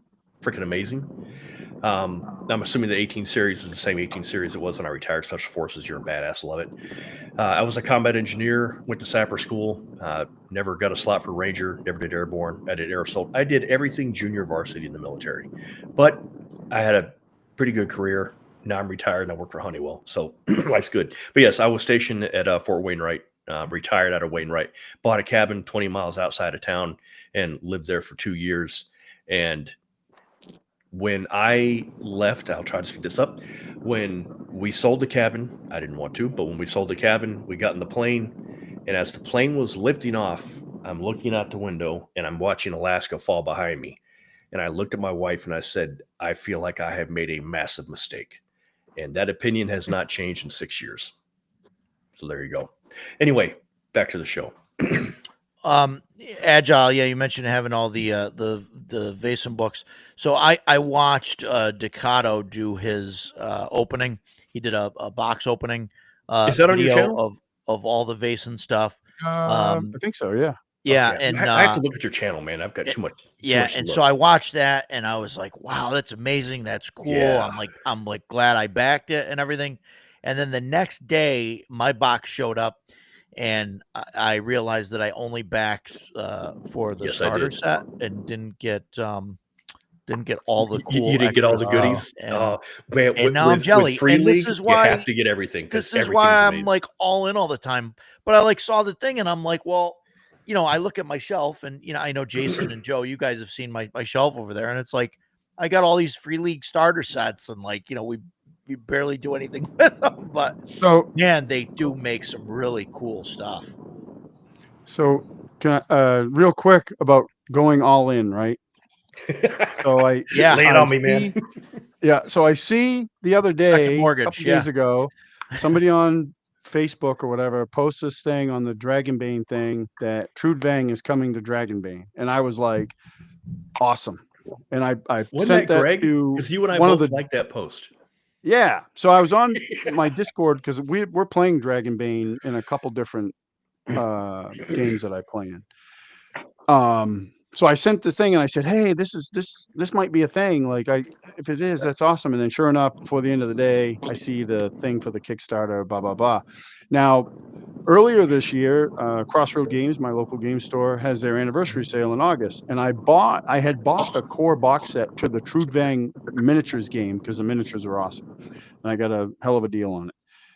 Well, my friend, one of the guys in this Discord is my friend that owns that shop. And he says, hey, we have the entire Kickstarter at the shop. And if you want it, I can sell it to you pretty cheap. So yesterday I go over and bought the rest of the Kickstarter. So I have this is just a sampling of it, but I have a box full of all the miniatures. So when I get ready to run it, whenever the books come out, I will have miniatures for everything. No shit. And then because I was inspired, I painted up this guy from the core box set My camera might Oh, not that's do sweet. because it sucks. But I painted this guy up, and then today I painted 2 more guys up from some of the boxes that I got. So yeah, I'm already gone all in on Trudvang, and the Kickstart hasn't even launched yet. I have all the miniatures. I have just waiting for it to launch, and cannot wait for it to come out, because I wanted to back this Kickstarter when I saw it. I just didn't have the money, and I was like, Jesus, another Kickstarter, tons of miniatures that God knows if I'll ever get around to painting all of them. And I didn't do it. And it was actually one of those times where it paid off to wait, because I got a much better deal getting it now. Nice. So, And Mike says this here, just remember Black Friday's coming up. Last year, Free League did 50% off all starter sets and core books. So, and that's fantastic, right? That they do that. But like, that's part of the reason why I don't want to back, some of the stuff at 100%, because I can buy the book and, all the extra stuff later on for cheaper, and I mean, I want to support them, and it's great, but like, sometimes it's like, it's not worth it. Like, especially like with the Electric State thing, like I backed the, I backed the whatever, the special, edition or whatever. And it's like, man, this thing sucks, not that the game sucks or anything like that. It just, the cover, I just don't like it. Yeah, that's how I got my Symbaroum stuff, is their Black Friday sale. I got my One Ring stuff from them during the OGL, because they put out a thing like, hey, try a different game. And they were selling the core book to the One Ring for like $20. And I was like, Awesome. well, how can I pass that up? So I bought it. Yeah. Yeah. Yeah. I don't know. It's, I don't know. It's hard. And I end up backing stuff too, and to the extreme, especially if it's something that I like, like I'm into the Alien series. I really like the Alien series. So like, that's a great game. I bought all of that stuff, and then I backed all of it again because they're coming out with the second edition. I have the core book for that, and the original core book and the starter set. My buddy Chris in the chat, he ran it for us. He did a great job. It was so much fun. And that's a great game when you talk about like IP games, because I love those movies. I mean, especially the earlier ones. Aliens is awesome. I mean, they're very different. Aliens is very different. Yeah. One's a horror movie, the other one's a action horror movie. But yeah, when you're playing that game and there's a xenomorph running down the hallway, I don't have to do much mental lifting to imagine what that looks like, because I've watched all those movies. So it was like, for me, I was like, oh wow, we're in it. And then I totally forgot about the acid for blood thing until I hit one with like a fire axe, and it just shat all over. I'm melting. Yeah, pretty much. I didn't take the worst of it. One of the other characters did, but I was like, oh, I totally forgot about that. Death Angel mentions he still needs to order the Arduin box set thing. I'm going to put the link to that in the chat. There's 10 days left in the Kickstarter. Yeah, that is definitely like back it. I think the Arduin stuff is fantastic. And it also has Barrows and Borderlands, which is an OD&D post-apocalyptic thing, and Griff Morgan's what's the name of the is it Yigsburg or something? Yeah, no, Tonisberg. Crusades. Yeah, Dungeon Tonisberg, right? Dungeon Tonisberg. Oh, Tonisberg, yeah. Yes, it is. Yes. Yeah, Tonisberg. That's cool stuff. Agile reminds everybody Troll Lord gives veterans 50% on all their products and 100% off if you're actively deployed, which is cool. Yeah, when we first started playing CNC, I went to the Trollers website and ordered all our players' handbooks and a couple other things. And I messaged Chuck because I know Chuck. He knows some of the veterans. Steven also. In fact, Steven, I think, was Army or Navy. I can't remember which. Army. But I was like, hey, Chuck, I just want to be clear, man. Only one of those players' handbooks is for me. The rest is for my group. I've already told them about it. They're more than happy to pay full price. Chuck's reply was, you will take 50% off of everything in the cart and you'll be happy about it. And I was like, okay, man. You know, That's fun. they're so cool. Just Yeah. The trolls are great. Dave Hargrave, yeah. I've heard that it's so creative and stuff. And one of these weeks, I'm talking to the Arduin guys. We're going to get them on to talk about some of their stuff. So, yeah, that'd be really cool. Yeah. So, yeah. Trudvang, I'm definitely going to back. Yep. Oh yeah, without question. And be a thing. You mentioned the Shadow Dark, the Western Reaches. That was another one. As soon as it got announced, I flipped all the way over to the right, back. Everything, same. like the slip case and all that stuff, and I have no regrets. And as far as Kickstarters go, man, she is so communicative about what's going on in the backer. Yeah. I'm like fully invested because I'm sure I'm not going to get hosed. That's it's great. That's a really good feeling. The product is fantastic. Yeah, she's fantastic. Kelsey Dion, she's fantastic. It shows the quality of her work. She keeps her politics out of the stuff. I mean, it's fantastic. She wants to game. She comes from gamers. She's been playing games all her life. You could tell it shows in her work. I think it's fantastic. I know there's people out there that don't like Kelsey or want to talk about her. She's her wonderful. work. Jealous. And I think they're jealous. I think they're jealous because she made this thing, and people want to make the comparison of, well, it's 5e that's basically like stripped down and like everything else. And I don't see it that way at all. Fantastic bridge between BX and 5e, and it's a fun game. Yeah, I think it's fantastic. So, it's Dolmenwood soured me on Kickstarter. That Edgelord, that's I've had things that have soured me a lot longer than the Dolmenwood thing has.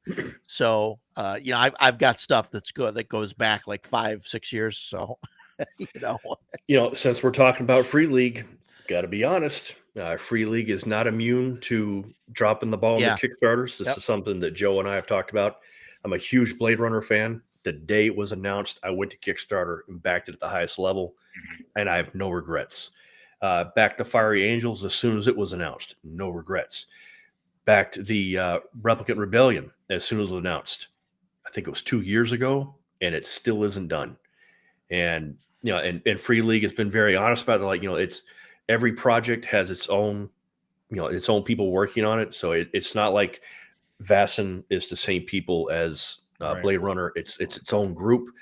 There's been a lot of inner turmoil within that group. They've had family problems going on, blah, blah, blah. And I'm kind of, I don't care. It's like when someone doesn't show up for Rogers game on Sunday. I do not care why you haven't shown up. It is not my business. Sit down and play or don't. I don't care. I don't want to hear your story. And I feel the same way about the Replicant Rebellion. I don't care why you're late. I don't care what's going on. Just let me know that the project is still being worked on. If it is, then great. And if it's not, give me my money back. But it's still being worked on, and they're talking about releasing it, I think, first quarter 26. So, it's coming up. But, man, it's been a really, really long road, and I'm kind of out of patience with it. But that won't stop me from backing other Free League stuff because, one game out of 15, and it's like the Vaesen stuff shipped in the month that it was targeted at. That last Vaesen Kickstarter. So. When you look at like 95% of their stuff back, publishes when they say it's going to publish, and it's of the highest quality, I'm more than happy to be like, well, this one slipped through the cracks. That's okay. I'm a big fan of the company. Still am. So. I am too. I've had a couple hiccups ordering direct from them. Is like during their Black Friday sale, like I placed an order and it was bang, bang, bang, they ship it. And then I placed another order, I think it was the same day because I didn't realize one of the other books was on sale. So I ordered that. I don't know what happened. It took like 2 weeks for that book to ship. And I had to email them, and but That's my only real issue I've ever had with Free League is that, like ordering. I had thought that they were just. I thought that it was one group. I never really researched it to see. So it's interesting to know that it's it's different groups. Each game has like a crew, I guess, that works on. Yeah, I thought it was the same like people, and so because they were small, they had ended up migrating to other projects and things, and that's why it slowed down. So yeah, and I mean I don't know. I get the Kickstarter thing and like the time thing, and I think a lot of these companies have no idea like what they're doing as far as like choosing a length of time. There he is. There we go. Yeah. Okay, Hey, Rich. We can hear you. We can see you. See you. I just got home. I know. Welcome to the show. Times on the ride in, I know it broke up a little bit, so yeah, I might have missed some. No, that's okay. That's okay. Yeah. Yeah, you were a little choppy here and there, but yeah, but yeah, I like the Kickstarter thing. I've got stuff that's like behind on Kickstarter, but like these guys, like you get the stuff, right? Like you get it. Yeah. Like I know, and I know like Death Angel mentioned Goodman Games. Like I've backed their stuff, and I think every single Kickstarter of theirs has been, I don't know, 3 to 6 months late. But I always get it, and so like I know like I would back to stuff of theirs and get it, and it's fine. Where and like so these guys, I think it's fine. Like I understand you guys are upset. It's late. They've had problems and all that. And it's upsetting. I'm not saying, you should just, be okay with it. But like they're good for it. It's going to be there. It's going to be an excellent product. Like I'm confident of that, Mm-hmm. Oh, I'm sure it will. Keeping on with the Free League topic. Yeah. The high production value of the Kickstarters, or not the Kickstarters, but their quick starts and their basic box set. For me, it is like I'm looking at the core of my eye. I'm looking at my Blade Runner box here. The cases that you get, whether it's the Fiery Angels, I'm sure Replicant and Rebellion will be too.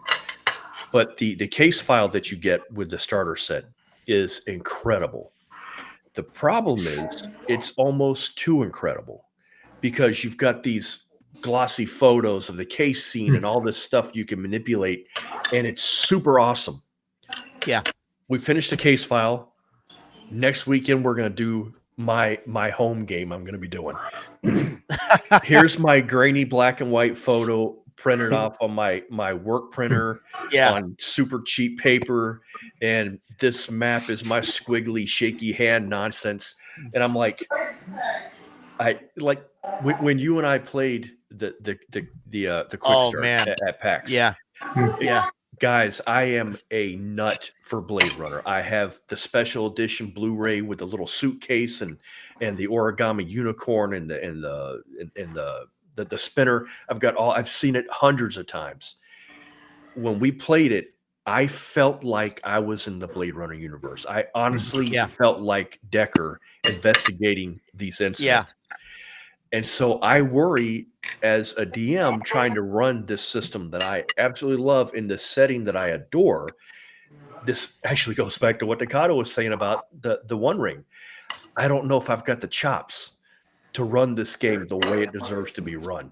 Yeah. and that's kind of a bummer, but also that's just my head. If I was running Blade Runner, I'm sure everybody's going to be fine with my grainy 5x8 stuff. No one's going to care, but it was just so good playing that. I don't know. I feel the same way. I feel the same way that their products are so good that like, I feel that if we switch from doing one of their one shots to me running a game, like I can't compete with their stuff.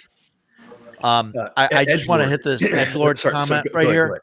I want to just this right here. DCC has too many tables. False.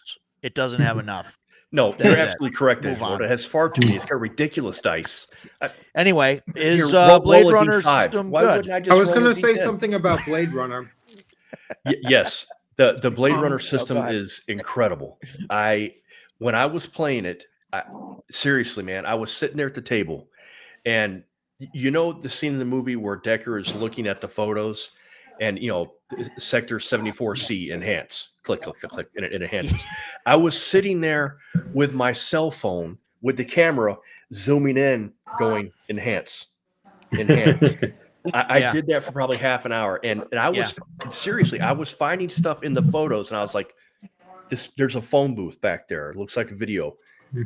Is there any video footage of this? And the DM was like, yes, there is. And I kept going with it because I'm willing to spend all night doing this nonsense because I'm crazy. And finally the DM said, you have found everything there is to find here. I'm like, okay, cool. I'm ready to move on. I'm good to go. Yeah, it's great, man. It's so good. Specifically though, he did mention his Blade Runner system good. Yes. So yeah, you have to, but you do have to get the starter set. Yes, you have to get the starter box. Yeah. Because the other companions, and the reason why I didn't back the most recent of the case files was because they've added new professions, and yet you still are supposed to have it. I mean, according to them, they're like, no, you just take the pre-gens, the 4 pre-gens from the first one, you carry them through. And it's like, if you're adding a new, and I asked this, in the thing when I was first backing, the most recent Kickstarter, and I was like, why don't you have as a stretch goal? It would cost you nothing to do this, is to add new pre-gens for the new professions that you're adding. And they didn't do it. And I'm like, agree. It 100%. really does, really does that's a take misstep. away because, like I said, it would cost them nothing to do it. And at least you'd have a whole bunch of pre-gens that you can introduce as NPCs if the players are making up their own or whatnot. And it allows you to build off of it. Now, as so I was like kind of put off by their response, to that one thing, because they were like kind of asking like, hey, what would you like to see? And it was like totally ignored, so I was like, all right, I'm not going to do that. But if they are going to do a 50% off everything and, for Black Friday and everything, I will probably pick up, what is it? The Fire Angels? Was that the third one? Or no, Fire Angels is case file 2. The Replicant all right, so Rebellion. I have that one, and the new one is the one I skipped on. So the Replicant Rebellion, but or at least like produce a supplement of like a dossier of 50 50 pre-gens. I mean, that would be awesome if they did that. No, that would be awesome. And that was one thing that I didn't like. And they did it with Dragonbane as well. Is they had the original set. They have like 5 whatever pre-gens, and then the free RPG Day module has the same pre-gens, same ones. Yeah. And I was like, they'd done man, the ones too. and they're fine, but I was hoping to have like 5 different ones. So then this way you have it. And then when you run the game, you can say, oh, here, because I think at like a convention, I think we had like 5 pre-gens or we had like 6 players. Right. And so I think what happened was 2 people played like the same character. They just changed the name. Like, so we end up having like 2 halflings or something. Do you remember that, Jason? Was that Dragonbane? I was playing one of the halflings. Right, it was 2 halflings then. Yeah, okay. I played the actual pre-gen character, the female halfling thief, and the other guy played a male version of that. Like he changed the name, changed the sex, but it was the same character. Yeah. It worked out fine. There was no issue with it. Yeah, Edgelord. It's the same. Well, what system are we talking about? Same as Forbidden Lands. Are we still talking about Blade Runner? Blade Runner and Forbidden Lands are both based on the Year Zero engine. The Year Zero system. Dragon, so they're similar. They're very similar. They have the same core. I think there's some minor changes. I'm not sure what changes are between the two, but I think there's some minor adjustments. That's what I was going to mention. I haven't played this yet, but I really want to. Yeah, it's on my list. I've heard it's really good. Yeah. Yeah, it's. I mean, I got this. I don't know what was going on, but they were selling it for like $30 on Amazon, and the books alone that Nice. came with it, these fake leather ones, Ooh, are super look at that. nice. Got these maps on the inside. Cool. Yeah. Oh yeah. This is very much. It's not marketed that way, but it's very much if you wanted to run like a West Marches style game with a lot of resource management. Yeah. Dragonbane, a lot of I've seen Dragonbane called Forbidden Lands Light because it doesn't go as hard into resource management as Forbidden Lands does. Yeah. But every book, there's other books too. Like they've put out a couple more. I have them, the hardcover books, like monster books and different regions, like the Ravenlands, I think is the other one. Man, they're awesome. Like the art in them is great. If you like the black and white style pencil art, I'm trying to find a picture here I can show you. Yeah. Guys. Yeah. It's similar though. You can see the like to Dragonbane, the kins and everything are pretty much the same. They have some other. There's actually some other ones in here. Actually, no, they're all in Dragonbane now too with the bestiary book. So you can play as a goblin, you can play as an ogre, you can play. Yeah, this is a map. Yeah. Oh, hey, let me. They do this neat thing too with this Wanna hit game that that There you go. they give you a big map, and it comes with these stickers. So like as you travel out, you find these locations so the players can put that, you can put that on the map so they can see where they've been, because the premise of the game is there was some sort of cloud or something that covered the land, and you couldn't go out like overnight. If you did, you basically died. So everybody stayed pretty much within their villages, and that's slowly dissipating in different areas. So people are sending people out to explore, and there's different factions and all that stuff. It's really neat in the setting wise. It's really neat. Hey, thanks for coming, Eclectic Goat. Take care. Man. And yeah, guys, just because we got some people watching here. I know I said it in the beginning of the stream, but hey, if you're I know Bloodworth has at least 2 or 3 more subscribers than I do, but if there's anybody that's on my channel that's not subscribed to Bloodworth, please go over, subscribe to him, and also to Decato's channel.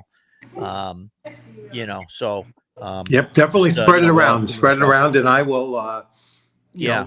They have some new features on it, but I think you guys have to either have them allowed for a boost. It's called hyping videos. Yeah. And or you might have to be monetized already. So we have to get you guys over the 1,000 mark so that you can get monetized, so we can start really spreading the hype for your channels. Yeah. I don't know. We got to get there. I'm at I don't know. Last I looked, I think there was I had 72 subscribers. So we're on the road. We're on the road. We're getting there. Getting better every day. On the road to 1,000. So, drop us some links. Yeah, I don't know. Yeah, we could probably do that. I'm just not sure how to do that right now. But we can YouTube hype points. Is that yes? Is that what you're talking about? That's what that's what I'm talking about. Like, it doesn't specifically say that you have to be monetized, but when I clicked on your guys' videos, it doesn't give me the option to what I found when I researched it, it said that it's for that hype feature is for channels between 500 and 500,000 subscribers. Oh, okay. So, okay. Decato, you got to be close. I'm at 315 the last time I looked. Okay. So the promotion stuff, though, the cross promotion stuff's been helping me, though. I've been getting good. I posted that into mine, but I don't know. I think if I post that into mine, I don't know if it'll go to all the channels. Mm-hmm. But so that's mine, and then Decado. What's your channel name, Decado? I think it's Decado 1628, because I'm a horrible self-promoter. 1628, because that's the year you were born. Yeah, pretty much. that was the year you were born. So you were born 16, isn't that? Or two of You're you a apart? sock account. You're a- 1628, you there's- said? Yeah. Picado 1620. I've been thinking about. I got 1628, told yeah. by Joe the lawyer that I need to change it to Troll Den Painting, which I probably should, but I've had that Yeah. channel name forever, so I probably should. Yeah. And then DM Bloodworth will drop his in the chat too. I don't know if that'll show up for everybody on everybody else's. I don't think it does actually. Yeah. Yeah, it's but in your when it's all said and done, you could put those in your description notes, and then they will pop up. And I'll do the same. Oh, okay, right. I'll do the same with mine because I'm cross streaming on mine as well. So I think if we're all cross streaming, then you don't really need to do that because individuals will be able to pop in from whichever direction they're coming from. Right. Right. As a matter of fact, let me double check and see on my end on YouTube and see if I can do that. Double check it. Yeah, it doesn't. Edgelord said it doesn't, so it doesn't. Oh, okay. It doesn't pop up. So I don't know if you guys want to copy those links and post them into your. I'll take a I'll definitely chats or whatever. And guys up. And I have both of your channels on my features. So if anyone goes to my website on the homepage, if they scroll down a little bit, they'll see featured channels, and you two are right there on my featured channels as well. Oh, fantastic. So yeah, that's good. So if we can put those in, and then I'll add them to the that's weird to the channel afterwards. Goat, I have subscribed to your channel. I will check it out later. Am I still there? Yeah, I'm trying to work. So I'm usually not on my iPad, so that's the other thing. Is and actually my iPad is about dead, so it's like it's been somewhat of a disaster. Oh boy, not expecting to work today with the New York City schools saying tomorrow. Today is a holiday, but they gave us yesterday off instead of today, and that just messed me up.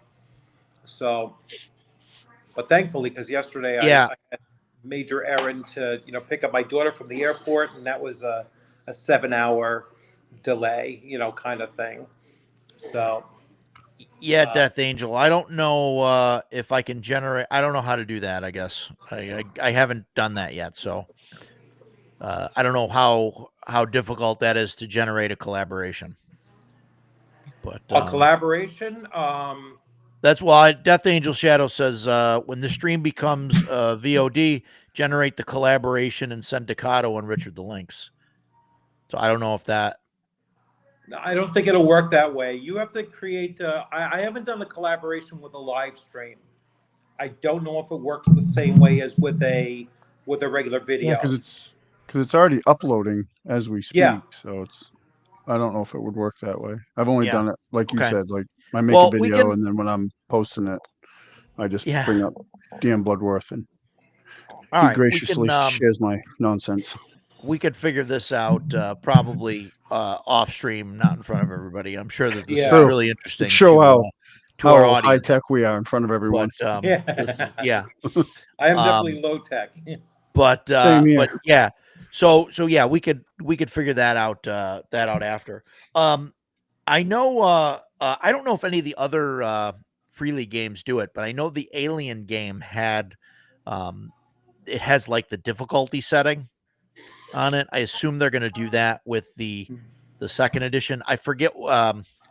I don't have it in front of me. I forget what they called it, but they called it they called it like cinematic mode and something else, and they kind of made it so it like you could play it like a regular like RPG, and it was like really deadly and like more realistic. And I think that was like the cinematic thing, or you could play it more like a campaign mode where you can do where your characters probably survived. The characters are more hardy, they're harder to kill. They don't they definitely don't in the cinematic mode. I think that's probably what, if Chris is still here, he could tell us which mode we got, but when we played it, we all died.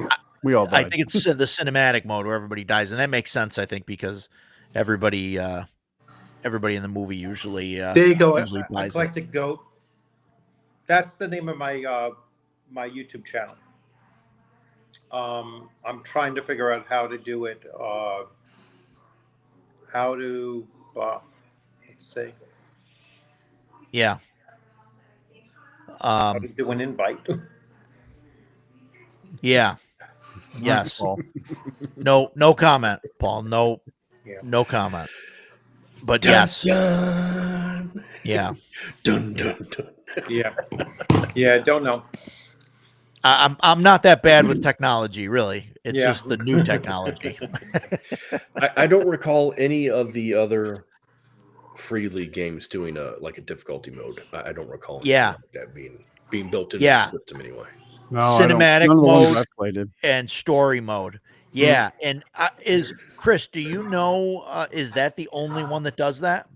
Is Alien? Because I haven't heard of it from any other of the Free League games, but it's the only one I've seen that does it. All the one. I mean, I have Forbidden Lands, Dragonbane. Vaesen doesn't do it. One Ring doesn't do it. Yeah. Twilight 2000. That's interesting. I wonder. It's almost kind of like Call of Cthulhu, where they have the regular Call of Cthulhu and Pulp. Although Pulp, I played a lot of Pulp, and it's fairly deadly. But maybe it's kind of along that vein. Well, I think Call of Cthulhu is meant to be. It's like Aliens. You know, if you're playing an Aliens game, you know you're gonna die. You're gonna get your head bitten off or die in acid. I played Call of Cthulhu with Chris and Rooster in here. We played it together, and the way our keeper explained it to us is like, in D&D you start off and you only get better. In Call of Cthulhu you start off the best you're ever going to be, and you just get worse. Yeah. And he was not wrong. Yeah.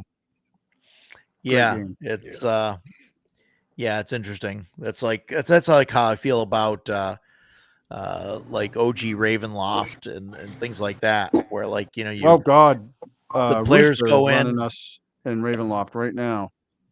Nice. The OG Ravenloft, or are you doing? Like we're playing. We're playing Touch of Death, like a module, and we're using Old School Essentials, Second Edition, and a mix of Old School Essentials and Second Edition AD&D, and we came close to a TPK in the last session for sure. And we've had my son's character. He's taken the most abuse. He's gone down a couple times, and had to been saved by us. Really, it's a lot of fun though. It's fun to be able to go back and play those old modules. I never got a chance. Shellback. I do a lot of work. I do my best work in Linux, so that's how back I no GUI, just do everything from the command line, from Bash. But it's the best way to do it. But I've got a couple servers at home running that, so that I can do. But when it's clicky buttons and newfangled YouTube stuff, like I can't do it. Ravenloft using Shadow Dark, it's probably probably fine.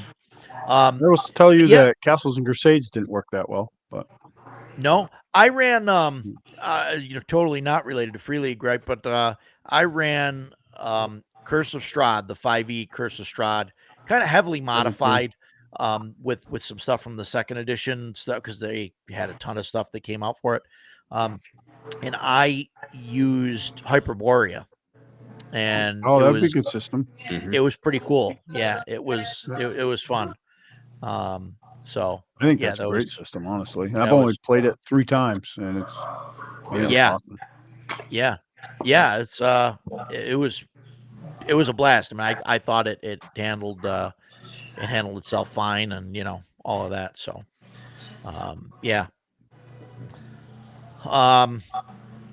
wow, this is way off topic now. Kurai, I would use Ubuntu. Ubuntu is definitely a Linux distro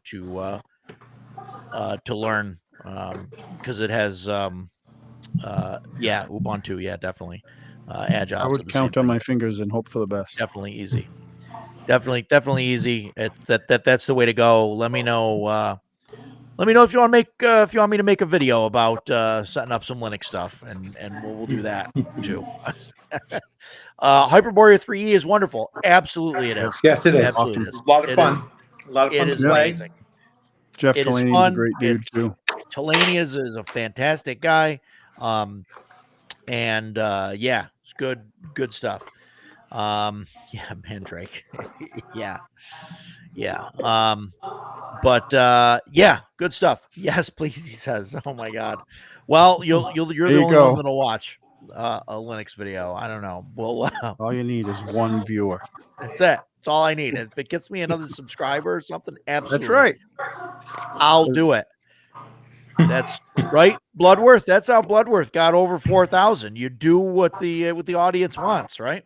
You just trudge along. It took me 9 years to get to 4,000. Some people get it in a day, so I don't. Yeah. You can't. You just don't dwell on it. It'll happen. Over time. It'll happen. No, I'm not. Yeah.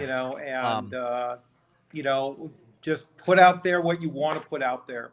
That's the other thing. It's like I won't. Could I have doubled the number if I was spending time doing 5e content? Sure. Sure. But sure, absolutely. It's not interested in it, and it'll come off when you're not interested in it. You know what I'm saying? Right. It's like, yes. You can't fake it. It's like it yes. doesn't work online when you're trying to fake it. So yeah. It was brought up earlier about we touched on the Free League games, like doing campaign play. I think it was mentioned for one of the one of the Year Zero engine games. Yeah, was it Vaesen? Yeah, Vaesen. So I mean, I assume that's not bad, right? Because you get at the end of the session you get XP, and you use that to buy like another rank and a skill, right? Yeah, Vaesen. Someone asked specifically about Vaesen. Vaesen you can do one shots. It's also designed for campaign play. Like a lot of their games, they have like stronghold rules, I'll call them. So in Vaesen, you have Castle Gillenkreuz, at least in the original Vaesen. It's now moved to different areas of the world with the latest books, like Prague and stuff like that. But you have Castle Gillenkreuz, and that's a pretty neat system because you can also use your upgrades in that to buy features to your stronghold, which gives you things. Because in the Mutiny of Zero games, there's a preparatory phase, like you get your mystery or your invite to go and investigate, and you can prepare, and then each player has to decide, how do I prepare, which helps them down the road with the roll or something like that. And the castle can have all sorts of things in it. And that starter box that just came out actually has a layer by layer map, which is neat in one regard. But like the session I ran a few sessions of Vaesen, and the first one was all about the castle, and I didn't have that map, which was actually kind of good because then I could just kind of ad lib, like, oh, you find this library or whatever. The mystery actually took place at the Castle Gillenkreuz for them to get started. And then I did a mystery from, I think the core book. I did the mystery in that. So it is definitely designed for campaign play. Sure. That sounds cool, Paul. Yeah, Paul said he's Jeff Delaney is working on Chromarium book, which is cool. City book. Big City, yeah. Either book or a box set. He's not 100% on which one. Yeah. Yes, I saw that Macros had Jeff Delaney on, and I was not able to watch it, but I definitely want to go back. I'm going to definitely check that out. It was really good. Yeah. It was good. I watched it today. Yeah, that's cool. Yeah, Jeff's a good guy. Jeff is chance awesome. at ShireCon to shoot the breeze with him a little bit, and yeah, that's cool. So So you think campaign play in most of these free league games are fine? I know that Decado, you and I talked about a little bit about some of that. I don't know, like maybe in a thing where you have, you can just keep buying like more ranks, or you can keep, going up. So things like Dragonbane, I kind of get iffy on, where like I worry about like eventually you can't level anything up because you just can't make the rolls, or you end up having to level up stuff that like you're never going to use or you don't want to. So the thing of it is though, like, I've played, I'm trying to think of the longest Dragonbane adventure I've played, and I think it was 16 to 18 sessions before we came to the end of it. The thing of it is though, is those other skills are valuable. So like how my group typically does it is, so say I have a guy that I have a dwarven fighter, and he's good with axes. So now I get 5 chances or whatever to level something up at the end of the session. I'll always try to do my axe. I won't always get it, but then I will turn around and hit some of my lower stuff, just because those skills are important. It's not a huge exhaustive list of skills, so they can come up quite a bit depending on who's running your game, like, so I think it could be, and I think ways to, because I've had some people ask me about, like, would you max out quicker? Because the highest you can get is an 18. That's pretty hard to do. I mean, you got to get, I've had characters that have done that, but I have characters that haven't done that either.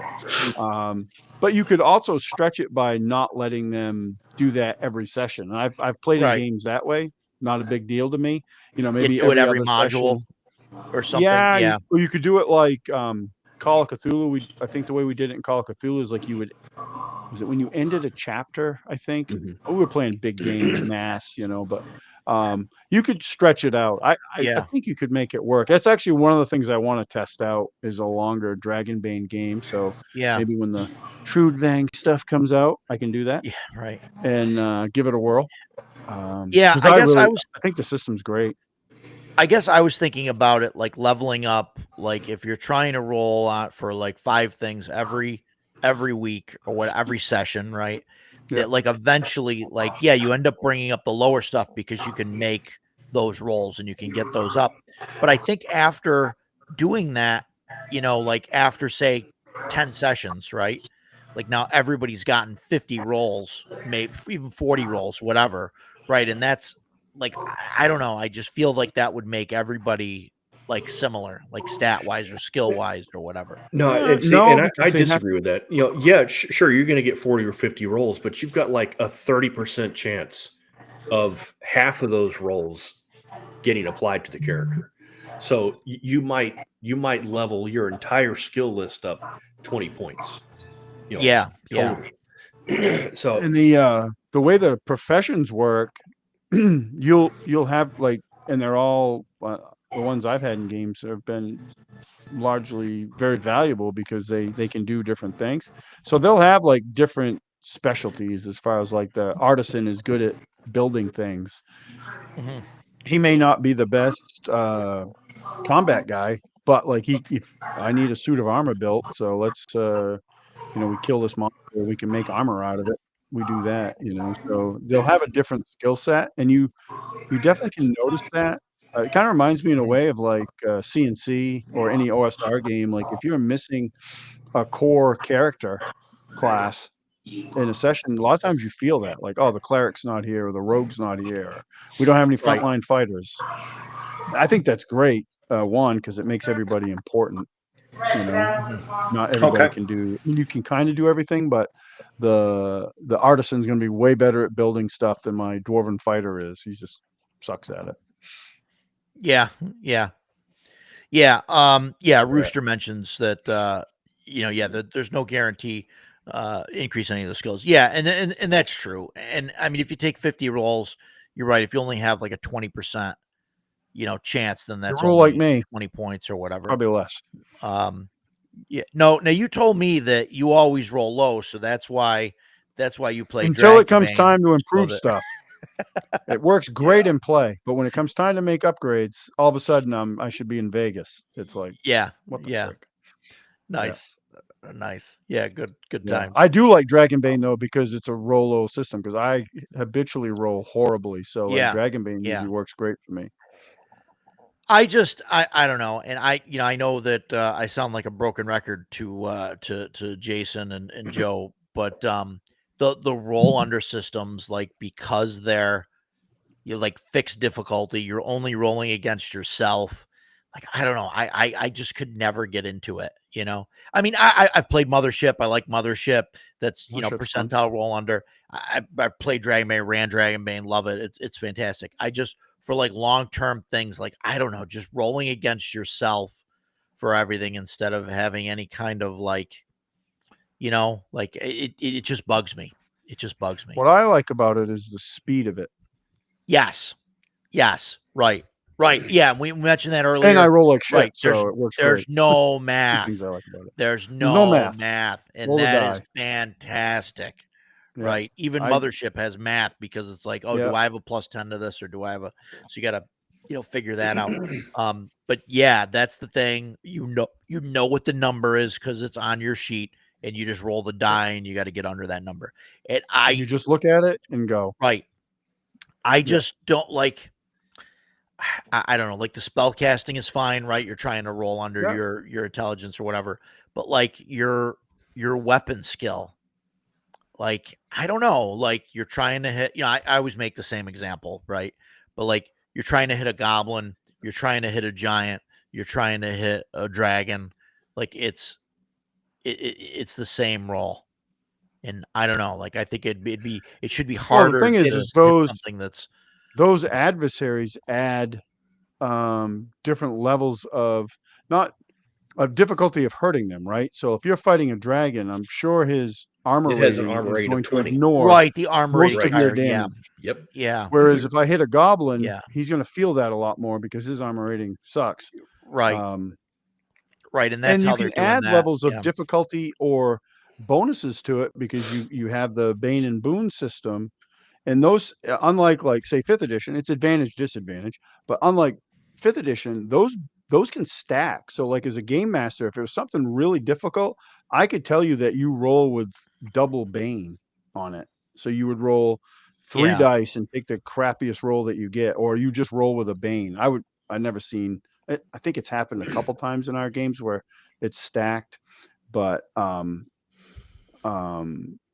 it would, like, with if you've taken conditions or anything like that, and then on top of it, like, a circumstance causes you to have a Bane as well, and you have a condition that you've pushed a roll, and I'm mad because that's the default in our Dragonbane games. Everybody goes mad first. And, I'm angry. And then I'm angry, and then so that affects your skills in that are attached to that attribute.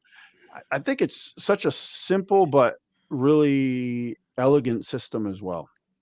Yeah. It's why if I'm not playing like a D&D style fantasy game like Castle Crusades, OSC, Hyperborea, any of those, like, Dragonbane's my favorite fantasy system.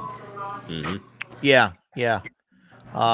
No, I like it. Like I said, it's just the biggest hang up for me is the roll under thing, and I know. And I've heard that, like, my buddy Zagig that's in the thing, he really likes Dragonbane. I ran it at one of our gaming weekends, and he liked it enough he bought it, and he's run it for us at gaming weekends, and I think he's even said that to me, like, the roll under is, and it's weird. I mean, because we all grew up playing D&D where it's always like roll high, unless you're making an attribute check in the older games. But I get it. I just like I like it for those reasons because it's fast and I roll like shit. So no, it definitely is. It definitely is. But I think that keeps me from using it as like a campaign game. Right. I think like I was talking earlier, I made the list of like games that like I want to run or whatever. And like Dragonbane doesn't make my list of games that I would run a longer campaign with. A tear rolls down my cheek for hearing that. No, I mean, and I would run like a 6-session campaign or something, right? With it, a short campaign. I think it'd be fine for that, But it's not something that I would say, okay, this is a system that I want to run for, a couple of years. I mean, because that when I say I want to run a campaign, Like, I don't mean I want to run 10 sessions. For me, a campaign, I want to run 100 sessions of something. Like that. When I say campaign, that's what I mean. Yeah. So one of my groups that I play in, go ahead. My friend ran this adventure. This is a old school essentials adventure called the Elder Oak. Okay. And Yep. we ran it using Dragonbane, and this little 26 page book lasted us 16 sessions. I think it was 16 or 18 sessions. That's crazy. Man, that's awesome. Yeah. And Dragonbane. Yeah. This was actually a really good adventure too. So yeah, very that's cool. Cool. Yeah. Rich, what are your thoughts on that? I saw you kind of, I don't know if you were going to say something. As far as campaigns, like certain game systems, certain game systems are not campaign worthy, let's say, or they don't suit well for a very long campaign like you're talking about. I mean, I have the same thing with like Shadow Dark. Shadow Dark, to me is something you'll play for 2-3 months and then you restart a new campaign. It's like taking the characters from 1st to 10th level and then stop. Agree. There's nothing to go beyond that. I'm not that familiar with actually playing or running Dragonbane, but same kind of thing with like Blade Runner. Yeah, Blade Runner is very episodic. Now it might take you to go through a case file. It might take you several weeks to do a case file, but then you're not going to go into like the next case file. I don't think they lead into each other the same way. And if you're going to create your own thing, much like Jason was saying earlier on, it's like you're not going to piggyback off of those. You're going to do something completely different, maybe even in a different location or whatnot. And again, it's going to be very episodic, and you might not want to play those characters for very long. Or it's a pretty lethal system too. So some of them might actually get killed off, and then you're going to do a restart anyway. Yeah. The other thing with Blade Runner, which I don't think anybody has mentioned before, already, is that is built around 4-player characters. Yep. Right. Yes. I mean, and almost only 4-player. Exactly. 4 players. Exactly. Not 4 players. Not and 5. Splitting the party. And splitting the party in it as well. Splitting the party. Yes. Yeah. That's splitting the party. That was the only thing about the game that we played at PAX that it wasn't that I didn't enjoy it. Just I'm over here, enhance. I'm investigating, and cut. And now we're going to go over to this character here. He's in front of the mainframe at police headquarters, and he's doing a search. If all of your players are really proficient with the system, it can go by very quickly. Yeah. But if all of your players, like us at the time, didn't know what the hell we were doing, the guy running the mainframe, he was like, I don't really understand. I mean, what am I doing? And and I'm like, are you stupid? This is not difficult. Do this, and this. Yeah. Run a search. But I'm not going to say that to another player. Certainly not somebody that at a con that would be terrible. But that's my inner monologue, and I'm sitting there and I'm like, I'm starting to seethe at this. So it's as much as I was hyping Blade Runner, and I'm still hyping Blade Runner because I love it. It did have its issues, but it's just like any other system. As the players get more proficient, it speeds up. It goes much more quickly. Yeah. The only time I've ever run Blade Runner was at a convention, and it went really well. I had 3 players, and one player handled 2 of the characters, and it went really, really well, and so it's a great convention game. That's for certain. Sure. Yep. And you can kind of, you have to truncate it a little bit, that case file, to get it to fit within a 4-hour time period. But there was, another great thing about that particular adventure too, that first case file, is that you can go through the entire thing without any combat. Yep. Or, and the one time that I ran it, it was just one fist fight. That was it. and they loved it. They loved the fact that it was so investigation, and they liked the fact that they felt that they could go in different directions and then come back together again. They like to hear the fact that if they did get into a gun battle, it was going to be, pretty darn hairy, and they were, because I wanted to share that with them. I was like, well, if you did this was likely to happen. And that closing scenario where there's, I think, 3 spinners come in and there's 2 cops in each spinner. Yes. I mean, you are vastly outgunned. Yeah. You don't want to try and shoot. And not only that, you are supposed to be Blade Runners. You are police. So, it would be very against the Blade Runner theme to just open fire on other cops. You don't do that. Yeah. Right. So it was a really, really well-crafted adventure. It's a great system for that particular genre that you're looking to do as well, because Blade Runner is mostly investigative and that kind of thing with some chasing thrown in and very limited combat actually, and it's just a near masterpiece. I don't know how that could have been done better than what it was. But I want to hedge it a little bit and not call it a masterpiece, but it's darn damn, it's really close to a perfect game system matching up. Yeah. And that's one thing I'll say about Free League. In their starter sets, like I in most other games, like their sample, dungeons or sample adventure one shots that they come out with, they're usually combat heavy. But like Free League definitely, seems to make them so that, you can, I mean, obviously there's games like Alien that, the point is to kill the alien. Like that's but a lot of their other things like the Dragonbane stuff that we played, you could kind of, you could get through it get through most of it by investigating and talking and kind of get, going through the system. And I didn't look at the Vaesen one, so I'm not sure how that plays out. But like I know the Dragonbane ones and the Blade Runner, things like that. They're they're very placed, so that you can actually just go through them and without combat, without having to get into a fight every time you turn a corner. So that's kind of interesting. And props to Free League from for that. Yeah, when we did the before we answer that, because I answered that one. Yeah, go ahead.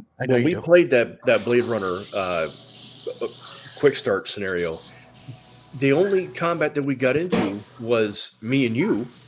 You were playing the crusty old cop, and by some miracle, because we know each other so well, you knew exactly what I was going to do at the end. My Blade Runner was a replicant sympathizer, and so we chased down the replicant that had gone haywire, and I told her, the only way you're getting out of this alive is you come with me, and we're going to escape off world. And Roger looked at me and he went, make it look good. And I said, I said, I looked at you and said, don't break my jaw. Yep. And I said, you got it. And I pistol whipped him. Yeah, I knocked him out. He totally knew what I was going to do. So I pistol whipped him. And then, the replicant and I bailed and ran off to the spaceport to jump ship, to get off the planet. And it was such a Blade Runner moment for me. I was like, because and I could see it. It was so well written that when the replicant and I were on the shuttle getting ready to depart, I could hear Vangelis music in my head. I mean, it was so well. Like you said, it was a masterpiece. It's so well done. Rich has got to. I got to run, guys. Hey, thank you so much. I think the next time we're getting together is November 11th is a Tuesday. So you're going to do these on Tuesday night. So I will be. We've been doing these on Tuesdays. I am off that day because it's Veterans Day. So I will definitely be here for that. Oh, fantastic! Yeah, we'd love to have you on. We'll talk about where I'm like barely a week ahead on what the title's going to be. So we'll we'll work on that. But All right. no, we'll talk. Thank you so much for coming. And Yep. it's great to have thanks you. for having me, and everyone have a great night. Take care. Yeah. Hey, Rich. Thanks so much, Rich. Take care. Yeah. Back to the Pendragon question. Yeah. So let's see. Getting away from Free League. Yeah, we've been doing that all night. Yeah, we're good. Tried the latest Pendragon. So I don't think we played it. Mm-mm. I haven't. I don't know if you guys have. I played the starter adventure. That's in the box set. The solo, yeah. And Yeah. I bought the starter set, and that's as far as I got because it looked cool. I think I bought it at PAX a couple of years ago. We saw it. But that's it. Have you guys played it, Ducato or Joe? Pendragon? I haven't. No. Okay. I'd like So yeah, to. no, go ahead, Jason. You're the reigning expert here of the four of us. So somebody said, where is it? It's great for what it does. Oh yeah, there we go. It is great for what it's designed for. Yes, I completely agree. I said last week on last week's cast, I love playing paladins and knights and cavaliers. I want to be the knight in shining armor. I have wanted to be that hero since I was 11. That is what I'm always the first in combat. I always want to be that way. And when I saw the Pendragon box set, I picked mine up last week. Crazy coincidence you asking that. I picked it up last Sunday, or Saturday rather, excuse me. I was at this game store that I found nearby, and I found several different products, and I laid them all out and took photos of them, and I sent them to Roger. And I said, do I want this to each of these things? And he was like, yes, no, I've got that one. And one of the ones that he had was Pendragon. And I was like, yeah, I remember seeing this at Roger's place. And I was like, why did I never check it out? Because as you can see behind Roger, he's got all that shit. And I'm always reading something when I go over there. So I picked up the box set, got back to the hotel, opened it up. And like the first thing, I was like, this is exactly what I'm looking for. It's all the characters are knights. You don't have to be a good guy. You don't have to be particularly heroic, but you're all knights or people that are trying to become knighted. And I was like, and the setting, the Arthurian legend, 400 to 550 AD between, Uther Pendragon up to the death of Arthur. I was like, man, this is my shit right here. This is my jam. Low magic, no tech whatsoever. And like, yeah. In fact, speaking of the knight in shining armor, did not exist in 400 AD. The knight that we think of is from the 1300s. That Gothic plate mail is from the 1300s. That's when that stuff was invented. So everybody in Pendragon is walking around in a chainmail hauberk. And if you've got that, you must have some money because that stuff's not cheap. Whereas, the peasantry, they're wearing padded armor. Somebody that is doing okay might have some boiled leather, some kind of leather armor. But the knights all wore chainmail. And that's what it was. And so I was reading through it and I was like, man, this is exactly what I was looking for. And I asked Roger, I was like, hey, have you given any thought to this? And his answer was, yeah, there's something about it I don't like. I can't remember what it is. And I was like, God damn it, Roger. Yeah, no, and I don't remember what it is. Is it what's the system? It's its own system. Yeah, no, it's a D20. I think that I'm pretty sure the D20 determines success. And this is the 6th edition, I believe. So it's gone through things. It was owned by Sutherland, the guy that made it, or Sutherland. Chaosium bought it from him, and then it went to somebody else, I think. And now the original writer has it back, and he has re-released 6th edition. But it's a D20. I think there's one D20, and I think there's 5 or 6 D6s that come with the set. So the D6s determine damage and other stuff. The solo module is really light. You're playing a page, and you're friends with Arthur before the boy before he becomes a king. Your pages together, so it's not combat heavy at all. The only time that I can recall doing combat was at the beginning. You go boar hunting. And I love the way they handle that too. So you've got your spear, you stab the boar. It depends on how well you roll. You might kill the boar. Yeah. It might seriously damage you. But before it kills you, one of the knights, I think it's K or Ector, runs up and finishes the boar off. So that whole scene, man, I just loved it. It's, and then that's the solo. And so once you get into book 2, it gives you more of the background on the period. And the only thing that's not like historically accurate in it that I've come across so far is that there's female knights. Completely not historically accurate at all. But that's the only modern gameism that I have found in the book so far. And oddly enough, my wife, who does not play RPGs, she was sitting, she was doing her laptop as I was sitting there going through the books, and I had all the pre-gen characters out, and I think there's 6 pre-gens, 3 male, 3 female, and I laid one of them down, and she went, "Oh, who's that?" And so I read the character to her. She goes, "Oh, I would play that," and I was like, "What the hell?" And so I may be able to get her to play this game. That'd be awesome for me. I would love to be able to play a game with her. That'd be cool. So yeah, it's very cool. And I've only read about 20% of book 2, and there's 3 books in it. So I've still got a long way to go.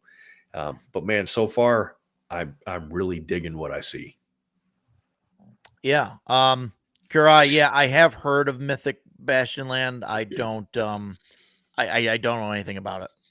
I don't know if you guys have heard of it or Never heard of it. Anything.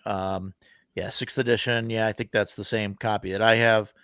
Yeah, D100 to D20. Yeah, I probably being Chaosium, the original was probably percentile D100, and then it's like you said, it's D20 now. But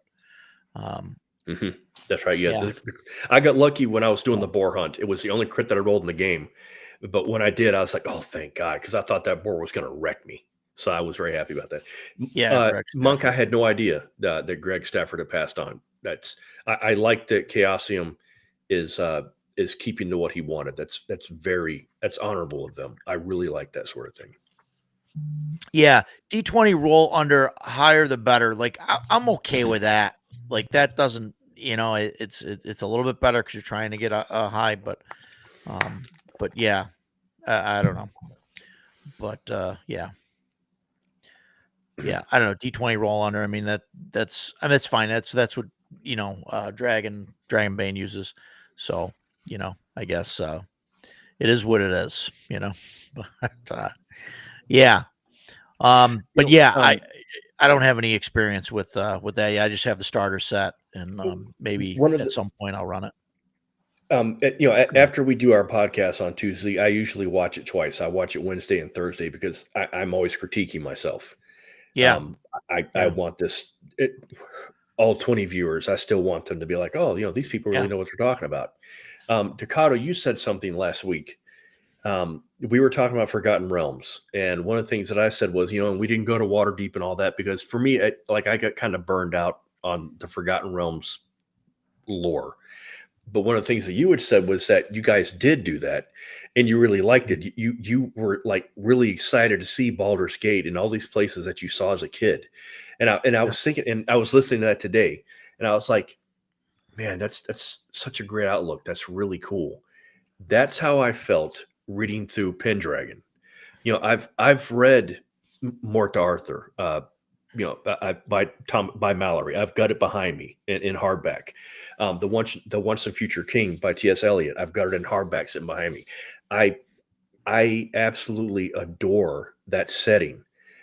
Sir Gawain and Lancelot and all that. I can't get enough of it. So with Pendragon, I'm like, I'm going to get to pursue the questing beast. I'm going to pursue the chalice, the Holy Grail. I'm going to be meeting Lancelot and Gawain and Agravain and all these people that I grew up being completely enchanted by. So it's really cool to me. So it's like when I was thinking about it, I was like, oh, that's the same way Staccato felt about Forgotten Realms. Have you ever listened to or read Bernard Cromwell's trilogy on Arthur? I don't think I have. Yeah, I listened to it on Audible. It was really. It's not the I liked it. Was it? No, I'm trying to remember what it's called. I listened to it, and I really liked it a lot. Where's my Audible app? Is that the I just tried to Google the Last Kingdom series. I don't know if that's No, that's a different Bernard series. He has Cornwell, one okay. that's specifically 3 books about Shellback, I'm Arthur. a huge fan of Stephen Lawhead. His historical fiction is so good. You ever read Byzantium? That's my favorite of his. But yes, I've read the Pendragon Cycle. It was great. Yeah, I've heard of it. I've heard it's good. I haven't Yeah. I haven't read it. I think it was early to mid, maybe late 90s, man. Lawhead was pumping out like a book a year, and they were all good. Oh man, the Black Rood trilogy was freaking amazing. Byzantium, like I said, is one of my favorite books of all time. So yeah, I've read Pendragon Cycle. Very good.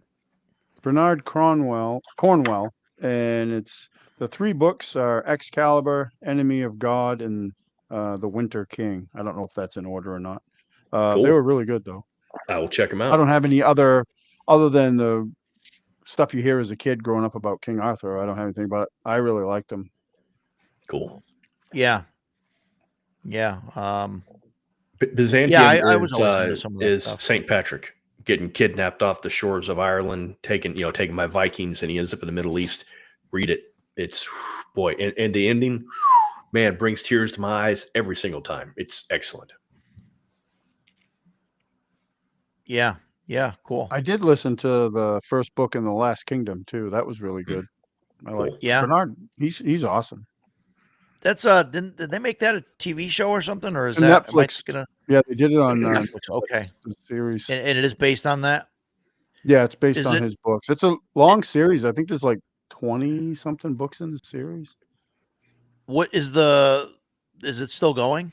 The series, or is that? I think it's done. That I on- think they did the series. I don't know how many seasons they did, and then I want to say they did a movie too on Netflix for it. I don't know though. For whatever reason, I didn't watch Okay. it. I should because it got really good reviews, and like I said, I did like the books. Yeah, 2015. Yeah, I just looked it up. It says 5 seasons. So That's yeah. not right for Netflix. Well, that's cool. yeah, 5 the seasons. book was really total good. 46 episodes. Made me want So, to and jump on a they're long hour an ship and episode. attack the English. Well, and then a film. Yeah, and then they did a film. Yeah. Yeah. Yeah, I should watch that actually. Yeah, interesting. Yeah, the season 5 was in 2022, and then the film was in 2023. So that must have been like their Definitely last thing. Yeah, didn't go like the premise of it. I thought it was going to go in a very different direction, and it didn't. It surprised me, which was good in a good way. Oh, that's cool. Yeah, I'll check it out. yeah, for that's sure. that's cool because I've been watching. I can't remember what I've been watching like recently, but there was a few things that I watched where it's like you just watch it and you're like, okay, I know where this is going. This is going to go here and here, and this is going to do this. And then it happens, and I think Fantastic Four was one of them. The latest one where it's like, you just watch like, okay, this is going to happen. This is going to happen. This is going to happen. And then boom, boom, boom, all these things I told you. happen. It's like, and so I told you what's going to happen. I needed to see that I did. stupid movie. Yeah, oh, absolutely. I mean, I wanted to see it. I mean, I was in it for Ralph Ineson. I mean, I'm a fan, and he's in like practically nothing. So, but love the guy. I thought he did great too. So it was it was fantastic. Shellback, we're talking about the Last Kingdom, the book series that was written by Bernard Cornwell, was it? Yeah. Cornwell, yeah. Cornwell, yeah. So they did 5 seasons in a movie. So yeah. Yeah, so yeah, we're talking about that. Yeah. Yeah, they tend to do that. They do that. Tend to do that. Once in a while, and we appreciate it always, right? So yeah, so I mean, we've been going 2.5 hours. 2 hours here, 2.5 hours. I'm not sure how much freely we discussed. Talking about we got some in there. for probably I half think we hit hour, it pretty good. of the total. What is there anything else that you guys want to touch on as far as the Free League stuff goes. Oh yeah. Yes. I don't have that one. Yes. What do you got? Yeah, Twilight 2000, man. Hang on. Hold it up again. Let me get I'll put you on the big. Yeah, Twilight 2000. There it is. And that's the box set. Yes. Yeah, and I've got all the expansions. Yeah. And including the pre-order that they're coming out with here in a few months. When I was in high school, I was in ROTC. Of course I was. Joined the Army and all that. And my buddies and I played this version of it that was produced in 1984. This is the original Twilight 2000. I remember that cover. Yeah. And it was amazing. I absolutely loved it. And so it was my first PAX. You and I went to PAX for the first time, and Free League had their booth table area set up, and I had never heard of Free League. I didn't know who they were. I didn't know anything about Morkborg or any of that other stuff. We walked by, and I saw this Free League sitting there, and I was like, "What?" Yeah, I remember that. Yeah. And I looked at it, and I was like, "Is this?" And I was asking the guy behind the counter, I was like, "Is this the same Twilight 2000 from the 80s?" And he said, "Well, this is the 4th edition," and he was telling me all about it. And I was like, "Take my money. I don't know who you are, and I don't care. Just take my $50." And I gave it to him. Got back to the hotel, dumped it out, and I was like, "This is incredible." The only downside, and I still laugh about this, in this version, the player's guide is 24 pages. The DM's guide is 31. In this version, the player's handbook is like 120 pages. Oh my God. I'm sure it says, oh no, I'm sorry. The player's manual is 152 pages. Wow. And the referee's manual is 112.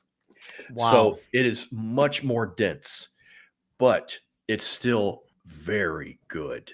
And any con I go to, I specifically look for Twilight 2K to play in. I've never played a Twilight 2K that I did not enjoy. I like it because if you know military tactics, if you use them in the game, they work. Even if you're running with a bunch of civilians, you can say, no, look, you go here. We're going to set up an L-shaped ambush. We're going to do this. We're going to do this. You go here. You do this. We do this. And if everybody does that, it works. It works like it does in real life. And there's always bad dice rolls, and the enemy, of course, can do whatever they want. So, but it plays like I want my military encounters to work. There's no fantasy involved. I used to play Spycraft. It was a 3.0, 3.5 game. I love Spycraft. It was great, but it was like James Bond on steroids. Everybody had cigarette grenades and the weird gadgets and all that stuff. There's none of that in this. You have an M16 or an M4. The Soviet bloc has their AKs and their variants. So it's very realistic. And boy, death comes quick in Twilight 2K. Getting shot is not a good time.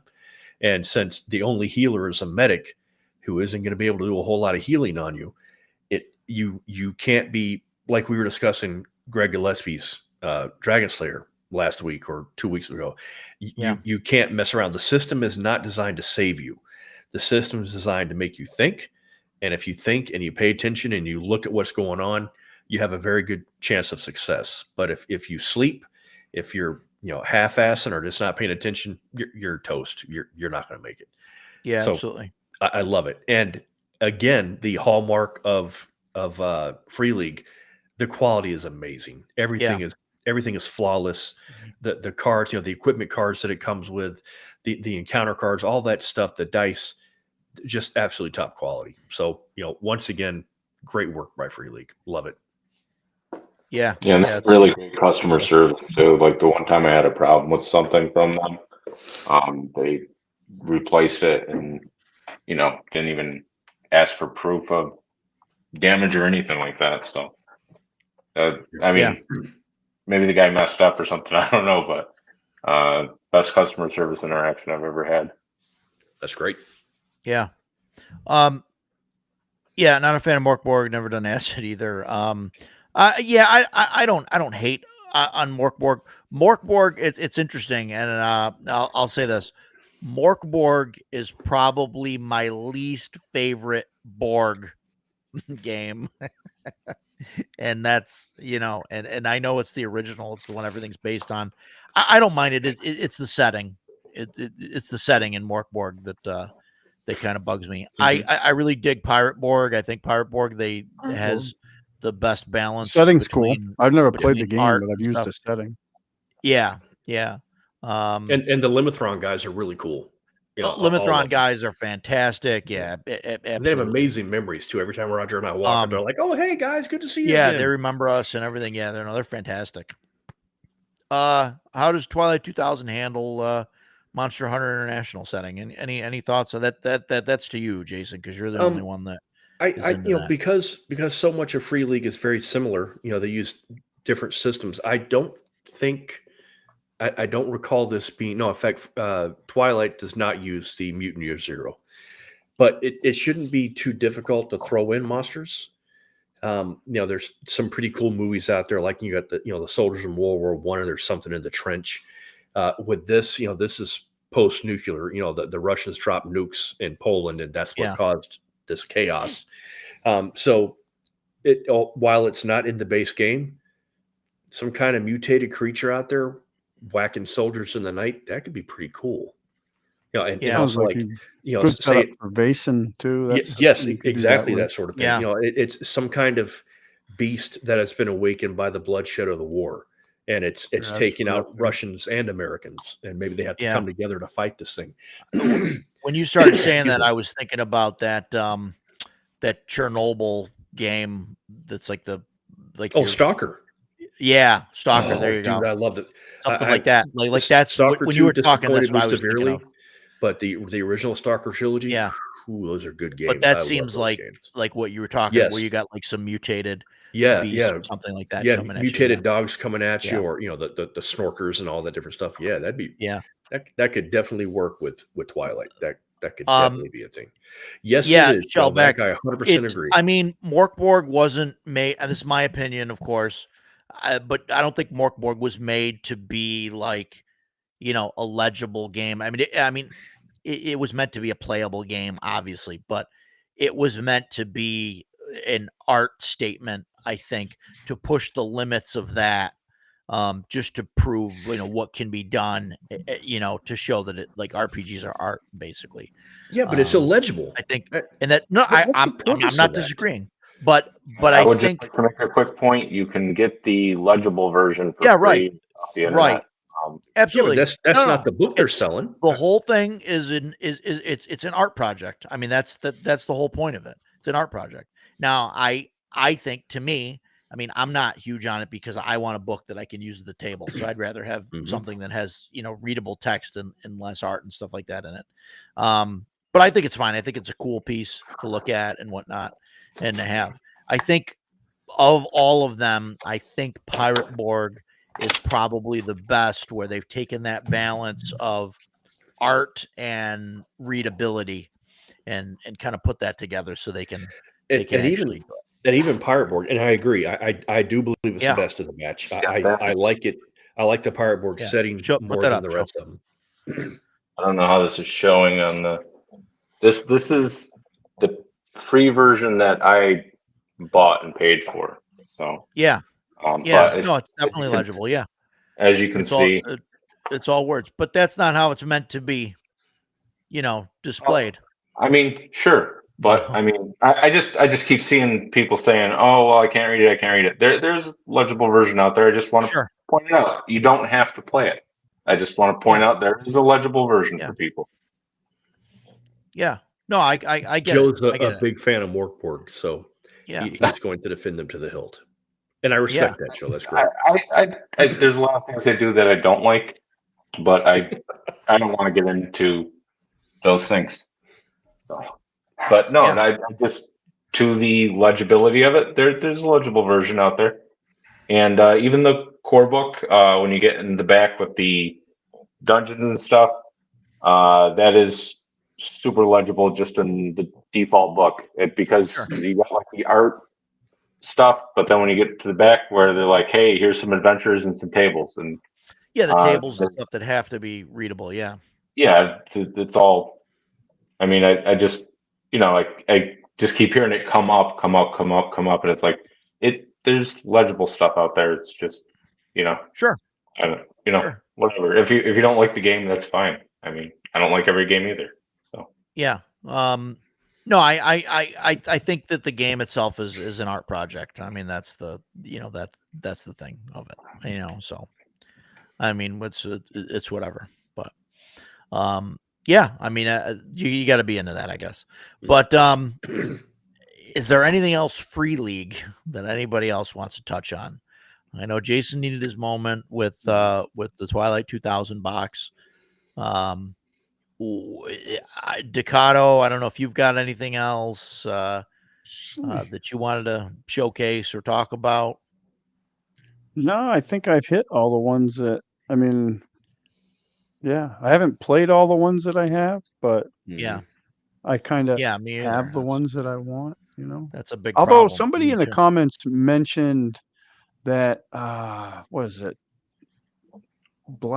It's like Brimstone and Gunpowder and Brimstone or something like that. It's almost like a Warhammer fantasy style game. It looks great. Like the cover art and the art in it looks great. That's one I want to check out because I'm a big fan of old Warhammer. I have a lot of Warhammer 2nd edition stuff, and it would probably be a simpler system to use. I'm not even sure what system it uses, but that book's been on my list for a while. Yeah, the Black Powder and Brimstone. Yeah, I don't know. Yeah. I don't know if it didn't show up on the Year Zero engine list when I looked earlier, but it's probably something different then. I think it's older though, isn't it? I'm not sure, but that came out maybe last year. Oh, is it that? Okay, then it's not that old. I don't reason think. I thought it was older. Well, maybe it is then. I'm not sure then. I don't know what system it is. Action pack, rules light, art heavy, OSR game. I don't know. It says OSR game, so to me that means it has to be a D20 system. But well, it has to be because that's the definition of OSR. I mean, maybe we'll have to have that setting. Rules light. I like that. Amazon Morkborg based. Okay. It's Morkborg based. Interesting. Oh yeah, compatible with Morkborg. So therefore it is not OSR. We had that discussion a couple weeks ago too. Because I don't think, we'll have to do a whole. We could probably Can I bring up one thing just to like devil's advocate the whole thing? No, boy. Devil's advocate. Sure. Absolutely, Joe. Roger, what would you classify Mork Manual as? No, that's not OSR. That's just that's taking Morkborg to play like an OSR game. To me, OSR has a very specific definition, and that is something that is directly based on, and the rules are derived from OD&D, one of the 3 basic D&Ds, or AD&D. That is it. That is my definition of OSR. Now we can have an argument whether Shadow Dark is OSR. I mean, I like to consider it OSR, but in reality, I don't think it is. It skirts the line. OSR adjacent. It's OSR adjacent, right? Because Shadow Dark isn't based on OD&D, Basic, any of the 3 versions of Basic, or AD&D. It's based on 5e. And it's stripped down to the part where all that's left is Basic. I mean, I that's basically what it is. So that's why I'm saying that it's OSR adjacent, and then it's not OSR. And I don't consider Morkborg OSR because I think it's too far off the reservation. You know what I mean? Like OSR is directly off of that tree. As soon as you make branches again, you're no longer OSR. Yeah, I agree with you. That's of course my opinion. I mean, I think I'm right, but I'm sure everybody has their own opinions. Everybody has their But they're own wrong. definitions. Well, yes. Yeah, OSR next gen. I guess, but that gets ridiculous. I think. I mean, Shellback. I understand what you're saying. But then like what? So now we have to keep track of. Okay, this is OSR.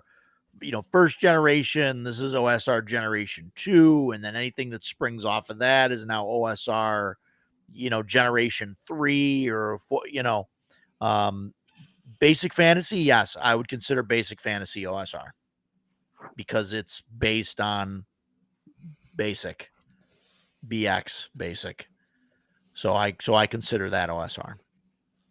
But I mean that's that's a topic that we don't have the time to. I could talk for an hour about that. So yeah. OSR, new SR. Yeah, I would call it new SR, which is basically OSR adjacent. I mean, that's where I am with that.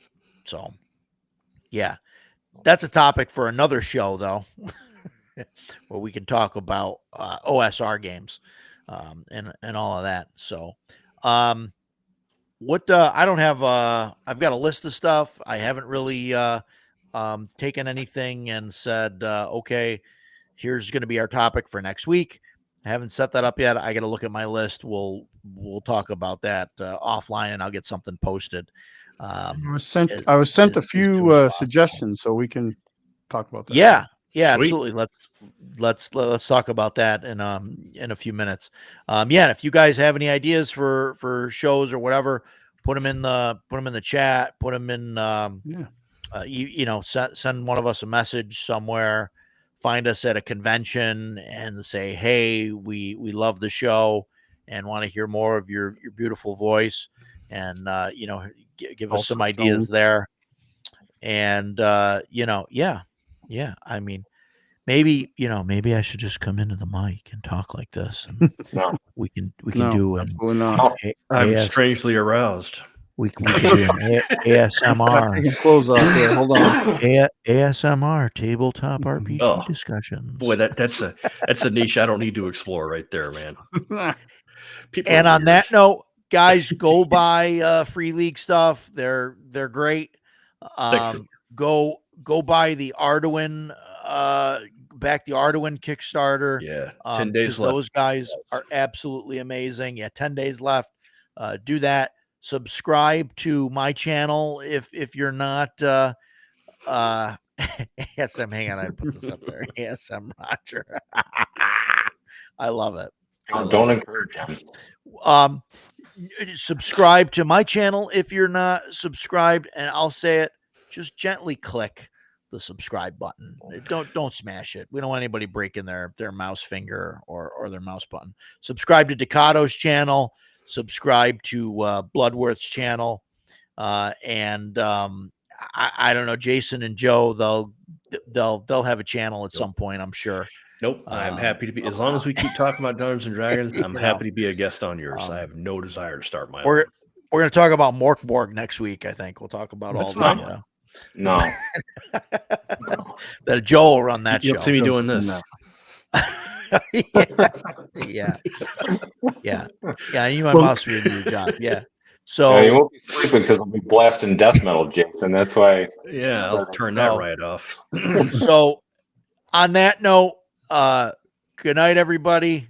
Thanks for coming by. We will talk to you guys next Tuesday, same time, same channels, and we'll figure out what we're going to talk about. So, take care, everybody. See you. Thanks, guys. See y'all.